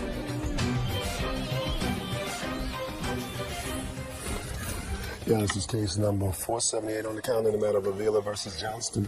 Parties have been sworn in, Judge. You may be seated. Ma'am, have a seat, please. Miss Avila, this is your former boyfriend, and according to you, you made a loan to him in an amount in excess of $5,000 to pay for an attorney because he was involved in a divorce and a custody dispute with his, I assume, now former wife? Not quite. Not quite. So you're still involved in this custody and legal dispute? She was difficult then and still is. I don't know who's difficult and who's not. When were you married? August 96. And you have children? 1. How old? 8. When did you leave your wife, or when did she leave you? I moved away and we separated in 2003. Did you meet Miss Avila before or after you left home? Well after. According to your complaint, the money that you loaned to him was in February of 2004. Is that right? No, Your Honor. Which was when? I took out a personal loan in my name May 6, 2004. And tell me the circumstances surrounding that loan. I gave Jake a cashier's check, which I have here, and a copy of the personal loan I took out to get the funds to loan to Jake. Okay. Tell me about the discussion that you had prior to your executing this personal loan with regard to what the money was needed for and whether or not you would, in fact, take out a loan and lend him the money. Jake's ex-wife had filed for divorce in February, so he had 90 days to respond to that, and he was running out of time. He had no other resources of money available. Was he working? No, Your Honor, he was not. He quit his job in March. Why? Didn't like the job. Well, if you quit the job in March of 2004, how were you paying child support? Well, I had unemployment coming in. How much was your child and support? And at that point, I wasn't paying child support any longer. I'd paid I was told to stop paying by my attorney because I'd been paying to the tune of $4,700 a month for all bills for everything ever since we had separated. I paid for everything, Your Honor. What did your wife do for a living? She works at a counseling center in a university. And what kind of work were you doing? Factory rep. What does that mean, a factory rep? Worked for a major manufacturer selling their products. When did you go back to work? October 10th is when was my hire date. So you had no more money in May of 2004, and you needed money for divorce. Correct. So tell me about the discussion that you had with Miss Avila. Were you living together at the time? We weren't living together. I always kept my own place. I stayed over at her place quite a bit, though. Okay, so tell me about the discussion that you had with her. We went through a lot. I don't. Listen. Initially, I got things to do. I'm not interested in your personal matters. I want to know what you said to her and what she said to you about the money. Okay. I had done a lot for her, and she felt that she wanted to repay me back with the gift. Don't tell me what she felt. Listen to me. First, I want to know what you said to her. Something like, well, I just got served with these divorce papers, and I have 90 days in which to respond to these divorce papers. I need a lawyer, and I have no money. Do you understand what I'm saying to you? Somehow that had to happen before she had feelings that she wanted to help you. She had to know about the service of the papers and that you needed money for a lawyer. Do you understand? Yes, I do. So let us start with there. Okay. Good. She was witness to me getting the papers, and she knew I was trying to. Don't tell me what she knew. She was a witness to you being served. Correct. Where were you served? At my place of employment. You mean she was picking up for lunch? What was she doing there when she was a witness to you? I brought the papers over to her house that evening. Then she wasn't a witness to you being served. You see, you gotta be very careful what you say to me. She was not a witness to you being served, sir. You brought the papers home that night. And then you whip them out of your pocket and you say, ta-da. I got served today. Ah, there you go. I got served today. And she said to you, what are you going to do about it? And you said to her, I'm going to try and get the funds from a family member or possibly a loan. What family member was going to loan you money? My sister. Did you ask your sister? No. Why not? Hadn't got there yet. And she said to you? She asked what I had done, and I looked into getting my own loan. Unfortunately, my wife at the time had scrapped a lot of our credit in the meantime. So you were prepared to take out your own loan because you knew you had to have a lawyer, right? Yep. But for the fact that your ex-wife, or your wife, soon-to-be ex-wife, who she didn't know at the time, right? You didn't know her at the time. Not personally, no, Your Honor. No. But for the fact that she had scrapped your credit, you would have been able to get a loan and thoroughly anticipating paying it back. Sure. Of course. Can't take out a loan without paying it back, right? Mm-hmm. So tell me about the discussion where you said to her, well, if you take out a personal loan, because you knew she was taking out a personal loan, right? Just like you were going to take out. What are you looking at me like I'm talking a foreign language? I'm still talking English. I'm still talking English. You know, the concept isn't very hard. This is the same kind of personal loan that you were trying to take out. And you couldn't because of the lousy credit that your wife had inflicted upon you. Almost. I was going to take a second against the house, pay off all of our debt so that neither my ex-wife or myself were in debt. And well, she wasn't going to allow you to do that. Listen to me. She wasn't going to allow you to. I know I gave you a minute to think, but you're not an idiot. I don't think you're an idiot. So your ex-wife is not going to allow you to take out a second mortgage on the house in order to pay for a lawyer to fight her. That would be very dumb. And your soon-to-be ex-wife doesn't sound like she's dumb. Judge Judy continues in a moment. Vila says ex-boyfriend Jacob Johnston owes for a loan to hire a lawyer. Jacob claims Janelle offered the money. How many payments did you give her on this loan? I don't remember making any payments to her. How many payments did he make? One, Your Honor. When? The first payment due July 5th, 2004. He paid That sound familiar to you, sir? I remember giving her $200 because she was tight. I didn't expect to be paying back anything at that point. Well, when did you decide, Mr. Johnston, that you no longer wanted to be involved with Miss Avila? After she became aggressive and upset. Month and year. June of 04. So within 4 weeks or so of getting this money, you took a hike. I had taken a hike prior to that. Tell me about that, sir. We spent a lot of time up until the end together, up until the end of 04. Listen to me. I had May of 04, you took the check, paid for the lawyer. Listen to what you're saying to me, sir. Be very, very careful, because you said to me that you were served with the papers May 6th. So you took the papers and you brought them home and showed them to her and said, gee, I got served. So at what point had you broken up prior to that? Okay, so at the end of 04, December, I had stopped spending nearly as much time with her and told her that I needed more space, and I didn't What was June of 04 that you just told me about, sir? 03. Or 03, excuse me, I'm sorry. Thank you for correcting me. We weren't spending You're talking nearly about in as much time. December of 2003. Go ahead. I wanted my space. I didn't think she was the right one to introduce to my daughter. Then what'd you take her money for? We had spent some time Why did you take her money?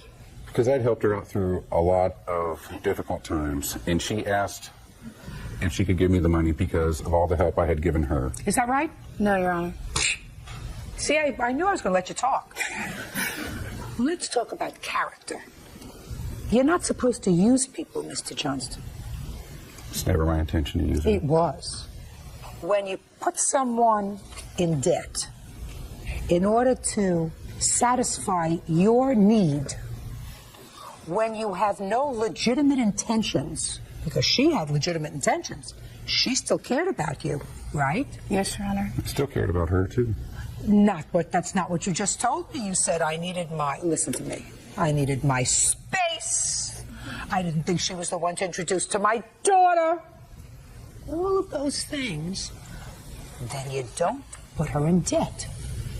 And once you're back to work, and if you did stop seeing her 4 weeks later, you say, Janelle, listen, at the time, I really needed the money. I thank you for taking out this personal loan. I don't want you to be behind the 8 ball. I'm going to pick up the payments because I had thoroughly intended to take out a loan myself to pay a lawyer. And since I couldn't get the credit, you were great to help me out. But I'm going to take over the payments. We're no longer together. We're not related to each other. I'm not going to see you anymore. I'm moving on with my life. I don't want you to feel as if you've been put upon. Do you understand? That's being a moral person. So I wouldn't allow you to represent toilet paper, sir. Because that's what I think of your moral character if you stuck her with this loan. Judge for the plaintiff in the amount of $5,000. That's all. Thank you, Your Honor. Parties are excused. You may step out. Perhaps he had no money to repay since he wasn't. And now the next case. All parties in the matter of Hanson versus Fagan. Step forward, please. Plaintiff Norman Hanson is suing his ex-girlfriend, hairstylist Lisa Fagan, for the cost to renovate her salon. Norman claims he did the work and was never paid. Mr. Hanson, you and the defendant lived together for a period of time in her home, and it is your claim that while you were together, you did work for her in remodeling her salon. Is that a beauty salon? Yes, ma'am. And there was an agreement that she would pay you for that remodeling work. You finished the work. She didn't pay you. True. That's your claim. How old are you, Mr. Hanson? I'm 58 years old. And when did you move into Miss Fagan's home? Probably about a year prior to... What year did you move into her home? 2003. End of 2003. How long had you known her before? About 20 months. And how long did you live with her? Approximately a year. A little less, on and off. What do you mean on and off? Well, whenever she'd go out and meet somebody else, she'd give me the boot, and then he'd leave her. She'd call me back. And you went? Yes. You weren't living with her. Where were you living? I had my own home in Interlaken, about 40 minutes away from her home. For most of the year, however, you lived with her. It was more convenient to live with her so I could get the projects done that she wanted done than having to travel back and forth. And plus, I'm disabled and I'm on a fixed income, and it's easier to move in and save money than go back and forth every day. Now, what kind of projects were you doing for her? Okay, I built a privacy fence around the property. And when did you do that? How long had you been living there? It started around, I guess, March or April when she got her income tax check. We went up and bought the material and I started. What kind of privacy fence was it? Wood? Yes. Sounds like a lot of work. It was. Did you have to pour cement? In some areas, yes. And how big a fence was this? Maybe 400 feet, 500 feet. And what was the next project you did with her? Then I built a 12 by 24 patio off the back of a porch. Out of what material? 2 by 6s, 2 by 4s, all treated. Now, during that time, sir, because these projects kept you very busy, while you were living there with Miss Fagan, I assume it is correct that you were not paying any part of the mortgage, gas, electric, or utilities. Is that right? Well, at first I was paying her like $100 a month. $100 a month? One time, Your Honor, I got that. Twice. One time. Twice. He says twice. Give him twice. He gave you $100 a month. That comes out to a little less than $25 a week. Is that right, sir? Yes, sir. Yes, ma'am. So we know that that's not really supporting yourself. No. Now, what was your main job, Mr. Hansen? In the salon? No, your main job. How do you support yourself? You're 58 years I'm old. on disability. What's the nature of your disability? I had a broken tailbone. That's the nature of my disability. I got a broken tailbone. Well, what does the broken tailbone disable you from doing? Almost everything up to about 3 years ago. And then Just a second. If you're building 500-foot fences... Yes. And putting in 20 by 30 patios... Yes. And single-handedly remodeling a salon... I want to know, are you disabled from building skyscrapers? Are you disabled from building bridges? He's lying, Your Honor, to get money from the government. That's what he's Well, I'm trying to figure that out, Miss Fagan. I don't believe You it. get disability from whom, sir? I get it from the government. How much do you get? I get $5.79 a month. And when did you start to collect that? 94. But now you're not disabled anymore. I'm still disabled. No, you're not disabled anymore. You just told me you weren't disabled. You just told me that you I did just told you construction work. With exercise, I go through a lot of pain and suffering, but I'm able to walk. At times I had to use a cane. I used to have to use crutches. I worked myself off of that. Good. Well, that's good. That's wonderful. Get a job. How come you don't tell the government you don't need their charity anymore, sir? It isn't charity. Sure it is. When the bad weather comes, I can hardly move around. It changes like the weather. My goodness gracious me. It might seem like right now, because it's nice and dry, everything's fine, but I still got pain. I still got to walk with it. That's life, Mr. Hansen. As we get older, we get aches and pains. But if you can build a 500-foot fence and a 20 by 30 patio and remodel a salon, you should not be getting money from the government because you're disabled. Now, when you told her you wanted money for this salon, and you were living together at the time, sharing a bedroom, I assume, what did she say to you? She come out and asked me in her house, do I think I could do that concrete building, renovate it, and convert it into a salon? I said, sure I can. Sure, as long as the weather's dry. Not when it's raining. Did you say to her, sure I can do that, but I can't work when it's raining? It's harder when it's raining. Go ahead, keep going. Okay. She asked me how much do I want to do the job. I said, well, make me an offer I can't refuse. She said $15 an hour. I said, okay, let's go with it. And that's what we did. Mm-hmm. I'm listening. Where do I begin? What would you like to know? No, just say to him, when he said, why don't you, according to your answer, you said that when he said to you, you have to pay me for this job, you said to him, I said, are you kidding? I've been supporting you for a year and a half. Right on! No, you and the government had been supporting him. The only one who wasn't supporting him is Mr. Hansen. You're 58 years old. It's time you grew up, sir, and decide, I am a human being. I am a man. I have a responsibility to take care of myself. Not the government, not Miss Fagan, not anybody else. Get a job, call the government and tell them you no longer need their disability, because certainly we're going to send them a copy of this tape and let them know that you no longer need any disability, Mr. Hansen. And get a job and take care of yourself. It's time, sir. Otherwise, you'll never know what it's like to be independent, and then you're going to die. Do you understand? Your case is dismissed. That's all. Parties are excused and they step up. I think at first she tried to make it look like a family unit, but it turned out not to be. Because she likes the nightlife. Yeah, but I supported him for almost 2 years financially, so 2 years too. Found out that she was seeing somebody else, and that's when it was time I knew it was over. Well, he became very jealous and abusive. I violated the injunction by handing her a note, and I didn't say a word to her. I just walked away from her, and next thing you know, I had a